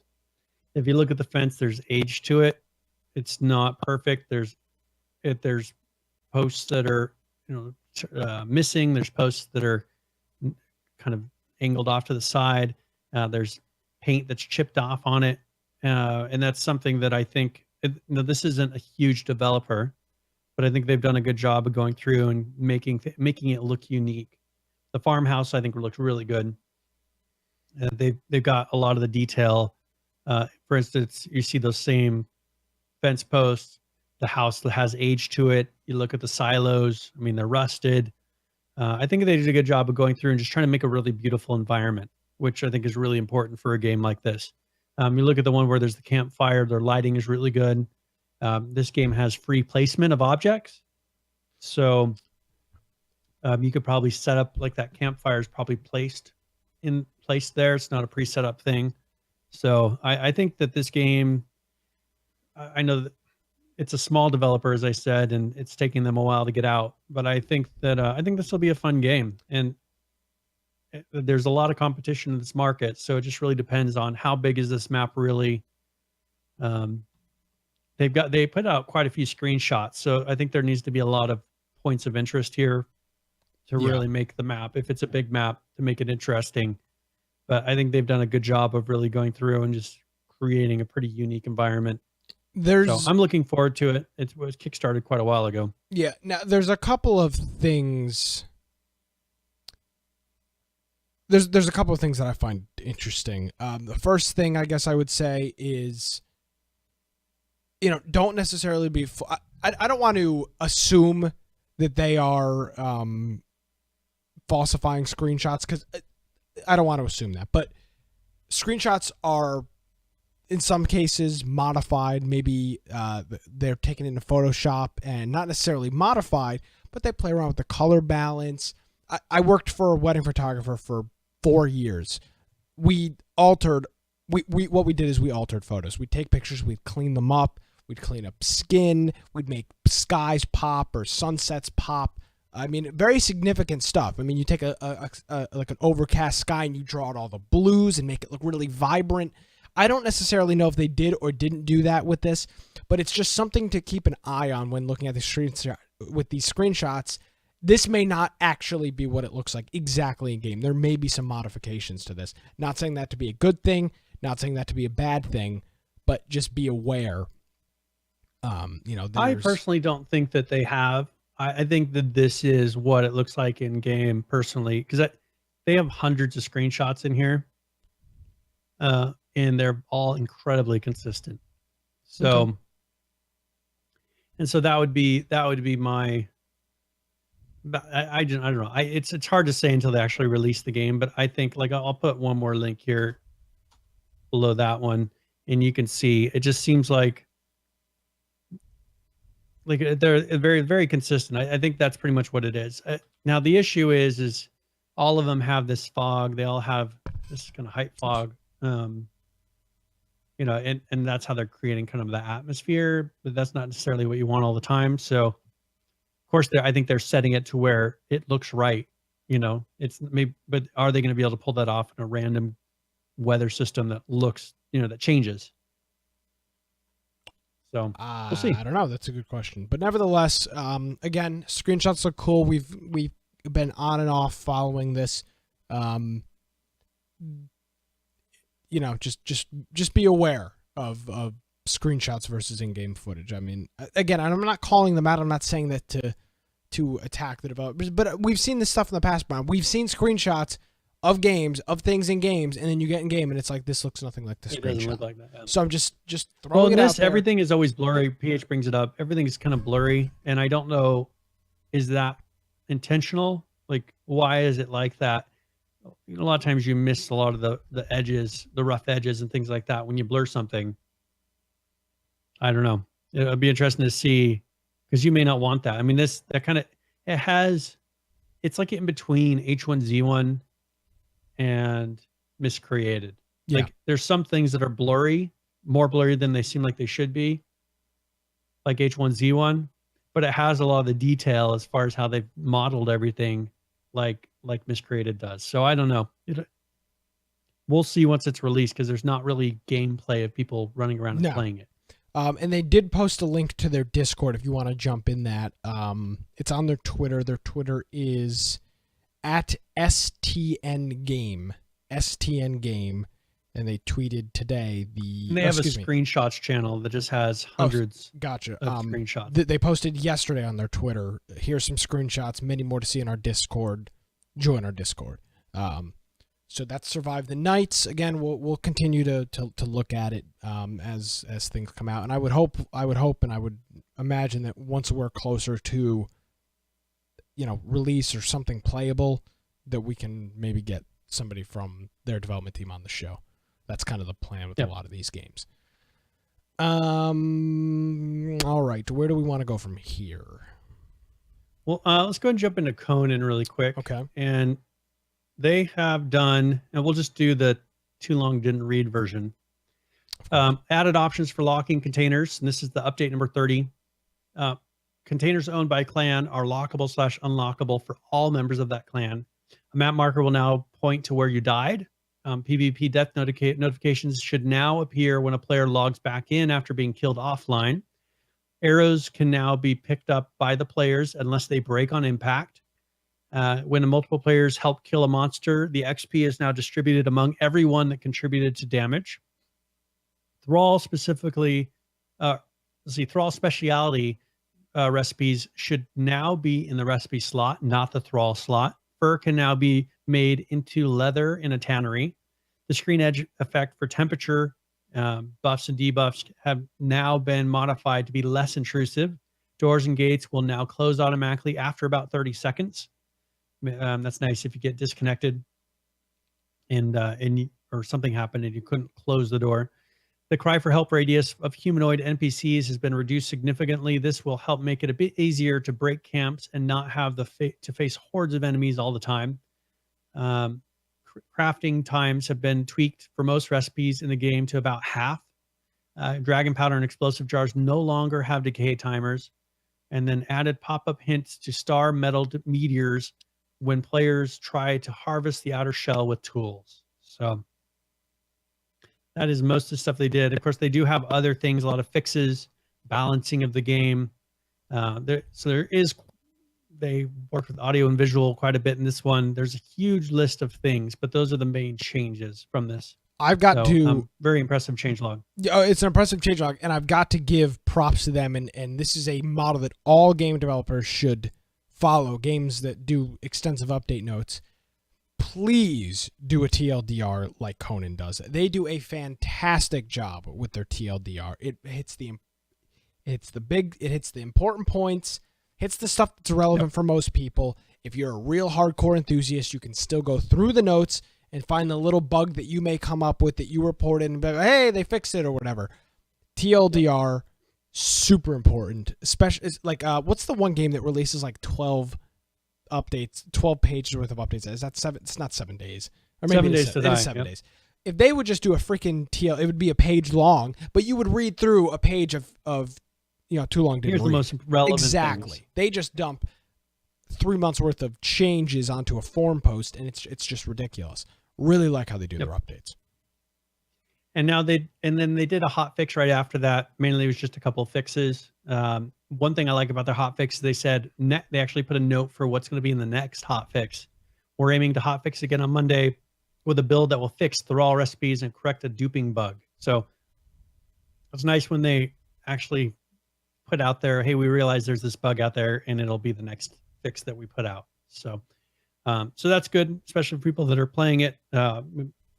It's games like this, and that's one thing that we talk about Arc quite a bit, because they put out constant updates and constant fixes, and it makes the game more fun. You have a hope that something's going to get fixed. We talked about H1Z1, and there was a period of time where we gave up on hope that anything was going to get fixed, and it makes you not want to really play the game anymore. So I think this is good for them.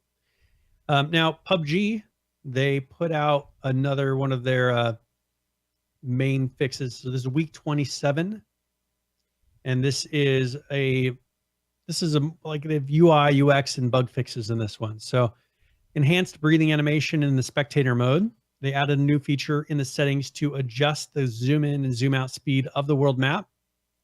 And then as far as bug fixes, they fixed a bug that made the shadows disappear mid-game, fixed a graphic bug related to players who left the game inside of the starting airplane, fixed a bug that prevented users from seeing the full alias of their teammates, improved the synchronization between player aim and spectator aim, and then they fixed a bug accurately displaying teammates' marker directions in free look mode. So that was update 27, and that was released on the 26th. So that was today.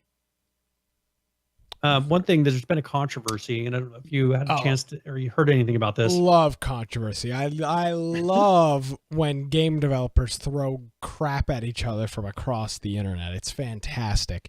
Yes. We have talked about in the past a little bit a game called Fortnite that's being developed by Epic.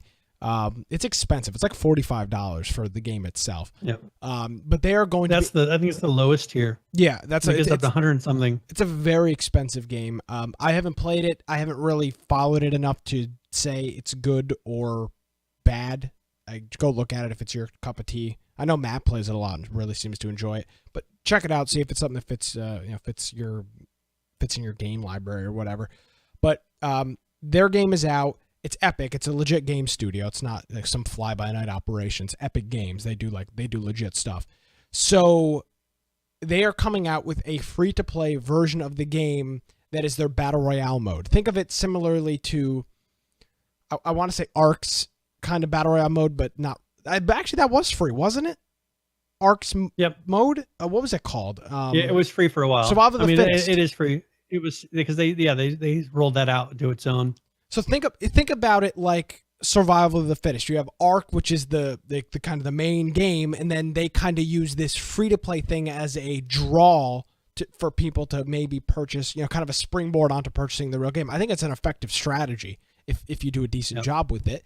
And clearly, Epic Games has seen that there are literally millions of people playing Battlegrounds, and they have decided that they're going to come out with a free Battlegrounds add-on essentially for Fortnite, a battle royale mode for Fortnite, and that has really pissed off the PUBG team, and again, it justifiably.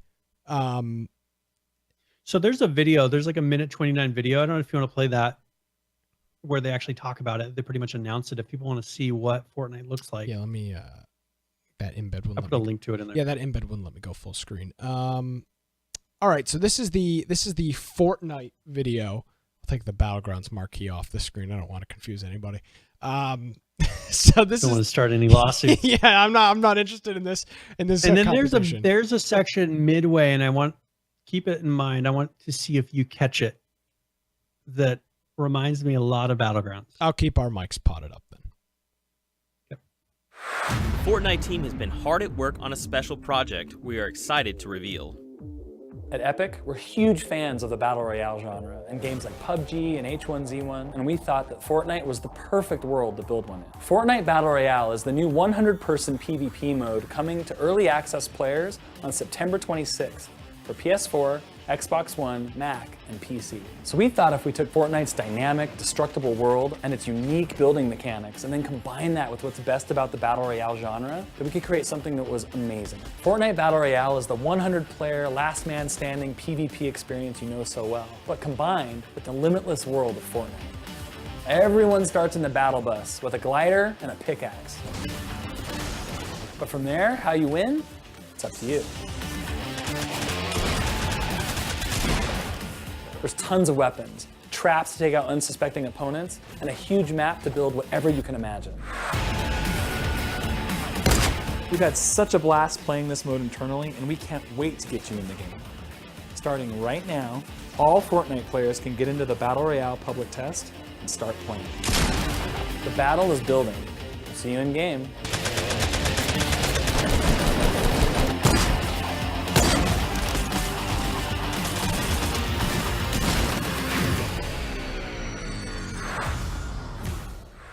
All right.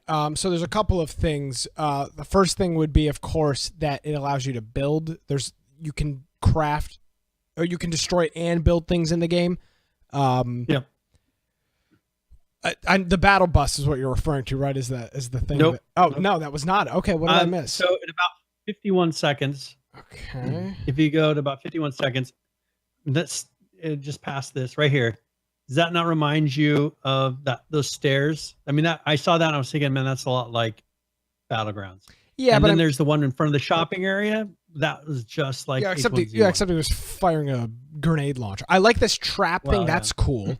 I like the building. So do you think he should have to be able to license this? No. Do you think they should have to be able to license the Battle Royale concept? Battle Royale's not. I don't think Battle Royale's a licensable concept. I think that is the controversy, is that he brought up H1Z1 and Battlegrounds, which both were licensed from PlayerUnknown. I guess according to PH, the controversy is that Epic, who is the developer of Unreal Engine, he's essentially saying that they can destroy PUBG from the core. Now, Falcon says, I don't think they should be able to use that name. I don't think that's a copyrighted name. At this point, there's not, if it was a name that was registered trademark, they wouldn't be able to use it. Clearly, it has not been registered trademark, because if it was, then they would have they would win the illegal battle. They clearly have not. Yeah. I don't know. Well, and I don't think that's the thing is, I mean, the kind of the weird thing is these guys create the engine that PUBG is built on. I don't think they're going to turn around and say and get in a war with each other. Brandon, who is Player Unknown, he pays Epic part of his sales. I mean, every copy that he sells of PUBG, part of that licensing fee goes to Epic. But that was the his, engine. that was his license term, and PH saying that, Yeah, I'm saying so it's. I mean, for them, they want him to be successful in his game as well. They're making money from every sale he gets. I get how you could see that it's underhanded because they're paying for the Unreal Engine and essentially now they're creating a very similar game mode in their own. And I get that. They were very up there in this video. They seem very upfront that they love Battlegrounds and they're going to take some of the best things about Battlegrounds and add it into their game. If it was a complete ripoff in terms of like there was nothing different, I would say fine. There's building, there's destruction, there's like NPC, there's traps or whatever. There's like NPC things that interact with players. It may look similar. The name may be similar, but it's not. It doesn't look like. I mean, come on, look at this screenshot. You tell me that this is the same game as Battle Royale. I mean, there's not the art style the art styles could not be any more opposite. It just doesn't look. It doesn't look like Battlegrounds. And yes, I don't know. Oh, it's competition. I agree, but this is free market capitalism. There's things that are directly brought from the game, like the bus that's flying. But you can't. But the thing is, they just changed things out though. They changed out the plane for a bus. They changed the parachute for the glider, and then there's just a lot of similarities. But I guess the bigger conversation is, what does Brendan own? I mean, just because he's been the only one doing it, like, what does he own? What can other game companies not do based on? If he doesn't have a registered trademark, he doesn't use the registered. If he doesn't have a registered trademark in the U.S. Patent Office for an idea or a concept, he doesn't own anything. His intellectual property is not protected. And your idea, I actually maybe we should try to get our friend Mike Phillips to explain this to us a little bit. Because we have a good friend who's a lawyer, a patent attorney specifically. If he doesn't have a trademark for the name Battlegrounds, which I don't think he does, because I don't see it doesn't say Battlegrounds TM, then they're free to use the name. And I'm not gonna sit here and believe for 1 second that Epic Games would just flat out infringe on his copyright, knowing that they'll get the living hell suit out of them. I can't believe that they would be that incompetent. I mean, this is Epic Games. I don't think they're that incompetent. So, again, do I think it's great that they're copying the name? No. But I mean, what the hell are you going to do? It's a popular concept and there's going to be copycats. Again, I'm not making Battlegrounds, but it's the greatest form of flattery when somebody literally just rips off your idea. This is not really competition for Battlegrounds. In some respect, it is. People are not going to flock from Battlegrounds to this nonsense. I mean, it's like people flocking from CSGO to TF2. It's just not, It's not the same thing. Yes, they both have guns. Yes, they both have skins. I don't buy it. Yeah.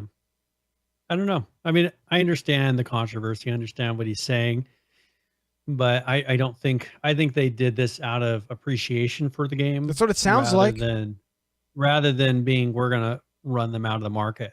I don't know. I just don't think, I don't know. I don't, we'll see where it goes. And of course, judges and juries have different opinions than we do. Absolutely. I'm sure. I could be a non-biased jury member. Yeah, that'd be great. They'd watch. Could you imagine when that? you went to your thing? They'd say, "Let us play a little bit of his podcast." I don't think he's going to be on the jury. You're a bunch of damn shysters. Yeah. Long live Battlegrounds. And so, And so I think that with this, we'll see what happens. They could change a few things in this just to make it not seem so similar, but I think they've already changed. I mean, it's a bus flying in the air. You know, I mean, they obviously didn't make it exact. They're not trying to do a clone. So we'll see. They came right out in the trailer and said, you know, we love games like Battlegrounds. We decided, let's make our own because we could do that too. I mean, it's not like they're trying to be some shady organization that's, you know, just ripping off Battlegrounds and calling it what they're calling this Battle Royale, you know, battle something or other. Like, it's clear to me that they're taking a successful concept and implementing it into their game. It doesn't bother me.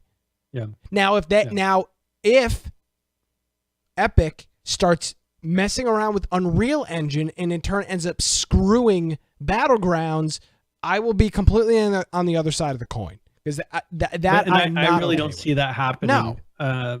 Epic is, I mean, they have their engine used in a lot of different games, and they've been very good about releasing. For making these games, they use the same releases that we use, you know, outside with Unreal Engine. So it's not like they have secret things that they're holding back in the engine just for their game, and, you know, everyone else gets something different. So I think that I don't think that's so much a worry. I think that they're not going to do like maybe some companies would and block off access or try to change something.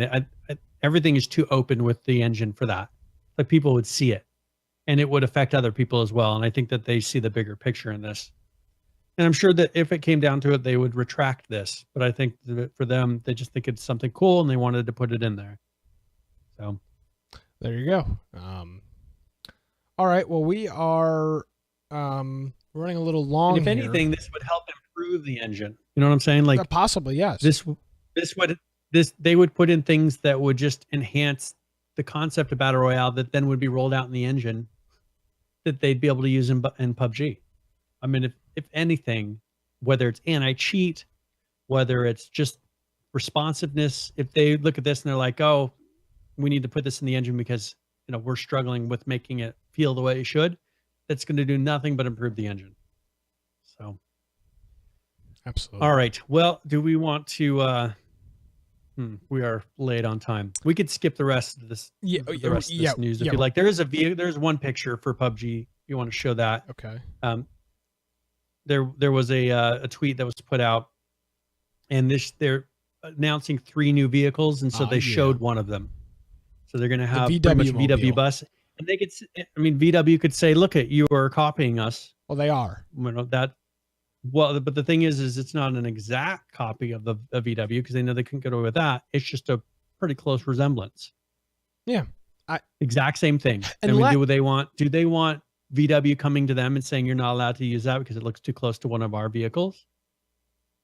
No, my point again. Okay, my point with this thing is, unless they are actively screwing with Battlegrounds in a negative, which, by the way, if they do and Battlegrounds can prove that, they can put Epic out of business. I mean, they get a lot of money. Yeah, I mean they could sue the. No one would trust Epic again. I mean, it'd be too. I can't imagine them even thinking that. It would be a total disaster for. And here's the thing, I'm sure there's other games like Fortnite that have been built on the Unreal Engine that now Epic is now making their own in. I don't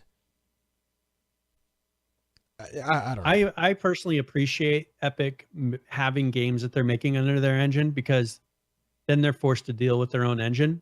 It's not like they're just putting out junk. Oh, it doesn't work. We'll get to it later.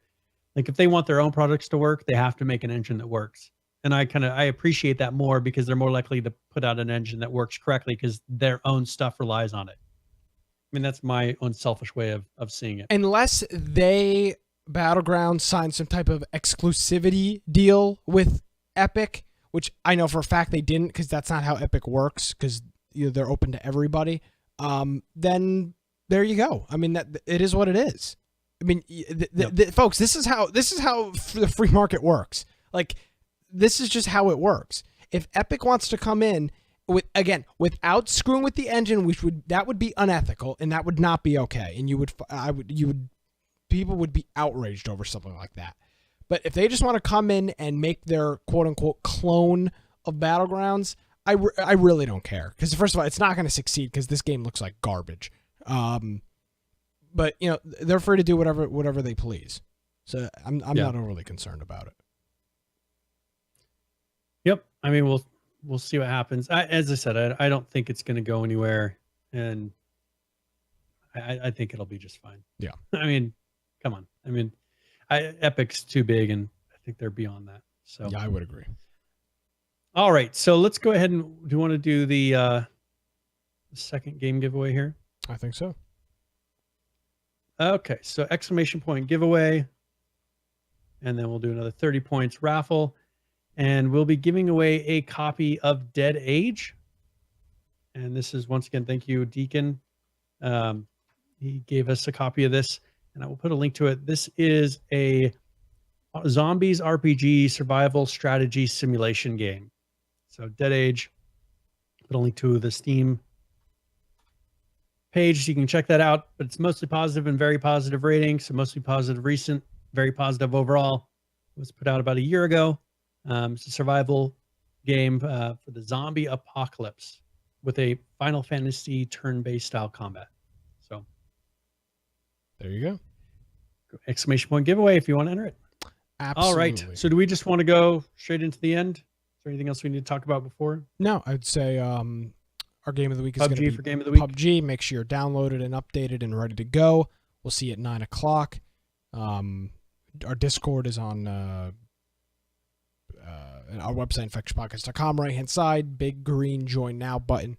You can go ahead and do that. Let me make sure I'm all up to date here, and we will quickly do current players. I've just got a couple of quick games on here. Yep. First, moving into H1Z1. This is King of the Kill. Currently playing this. 14,541. The 24-hour peak, 58,023, with a 7-day peak of 76,817. Currently playing Ark, 32,848. The 24-hour peak, 46,846, and the 7-day peak, 71,028.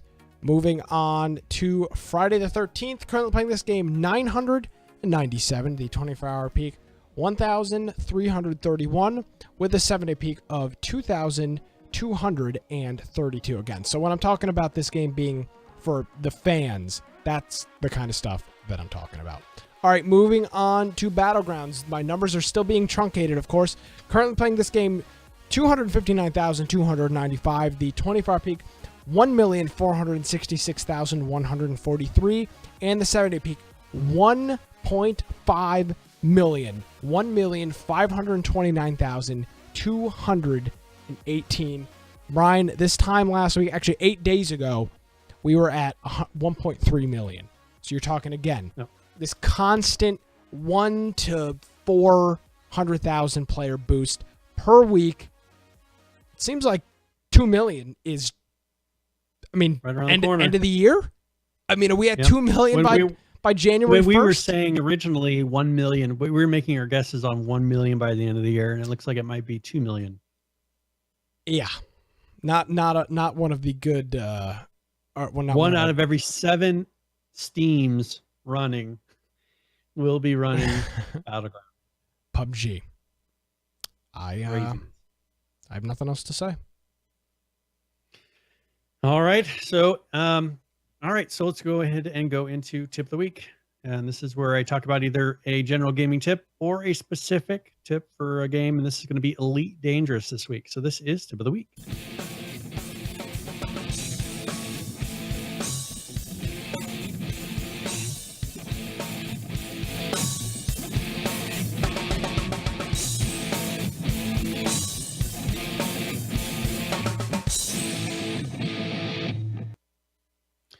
All right. So one thing that you kind of have to learn to master in Elite Dangerous is going from super cruise and trying to get to where you are able to start rotating around a planet and get into orbit.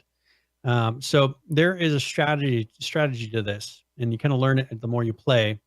But what you want to do is going towards that point, keep it at max throttle until you hit about an ETA of 10 seconds. Once you hit the ETA of about 10 seconds, pull the throttle back to 50%, and then that will take you into a blue area on the gauge, and stay there to where your ETA sticks to about 6 seconds. You want it to hover right around 6 seconds ETA, and keep it in that zone.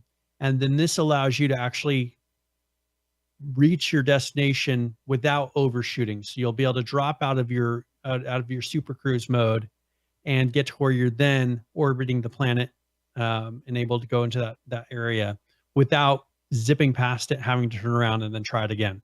So try to put it at 10 seconds, get it to 50%, and then you'll be able to pull it back for about 6 seconds, and then it should let you pull directly out of super cruise mode.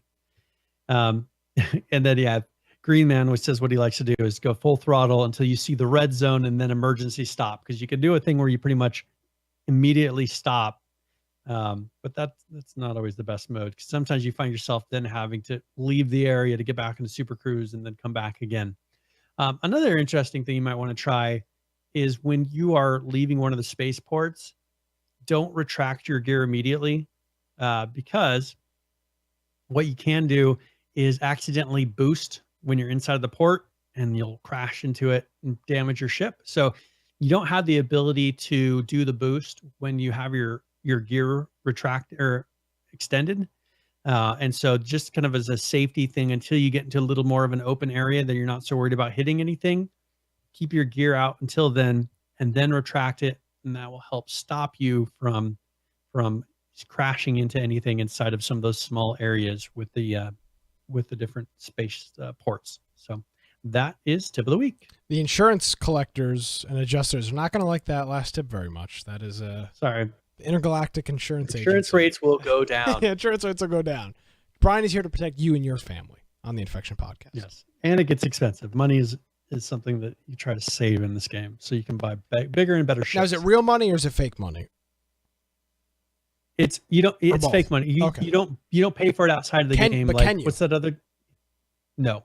Oh, what the other game is? The one that hasn't done anything besides these stupid things. Star Citizen. Star Citizen. It's not like that where you pay $400 for a ship. Pretty much what you can buy are skins, so you can buy different paint jobs, a bobblehead to sit on your dash when you're flying around, things like that.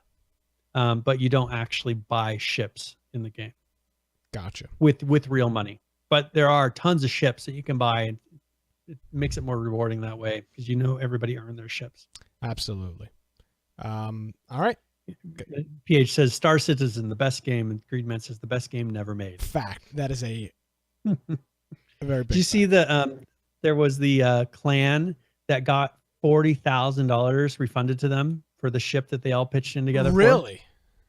Yes. So they all pitched in together $40,000 as a clan. It's enough to buy a house. Bought the clan package for one of those giant ships, and they were actually able to get it refunded because of the lack of development. 40 grand. You can buy a house for 40 grand in a rural area. Yeah, someplace you can buy a house for that. I mean, absolutely could. There's got to be places. If they enjoy hanging out together so much, they should buy a little house and just live there together. There's got to be places not far from you, and probably not far from me, where you can get a house for 40 grand. There's got to be. There's absolutely. I mean, if you left the valley here, you absolutely. You could. It used to be you could. Yeah. I mean, $100,000 will get you a just fine house here. Yeah. So, I mean, starting out, a lot of people would happily pay $100,000 for a couple bedroom home. You can't buy a small. I'm not talking in the cities. In remote areas, you absolutely can buy a house for $40,000. Yep. There are a lot of places. You can here, go, most here places I think there was a town for sale for $500. Well, the price. You should have bought that. We could have done the podcast. Infection Town. Yeah, I know. We could scrape together $400 for a server.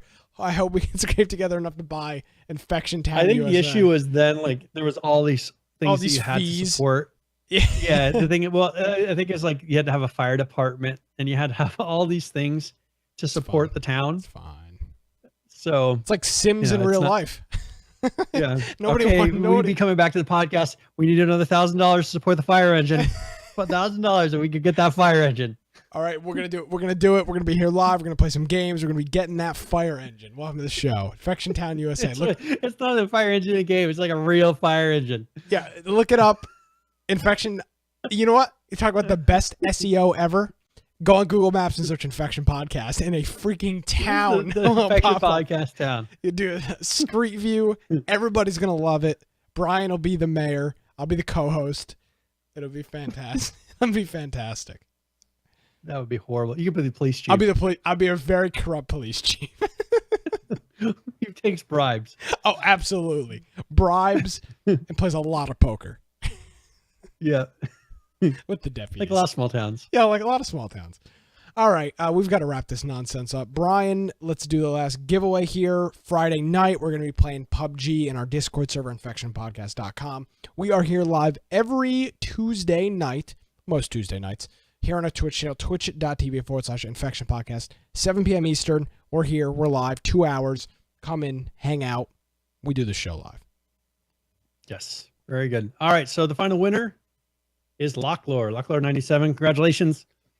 You have won a copy of Dead Age.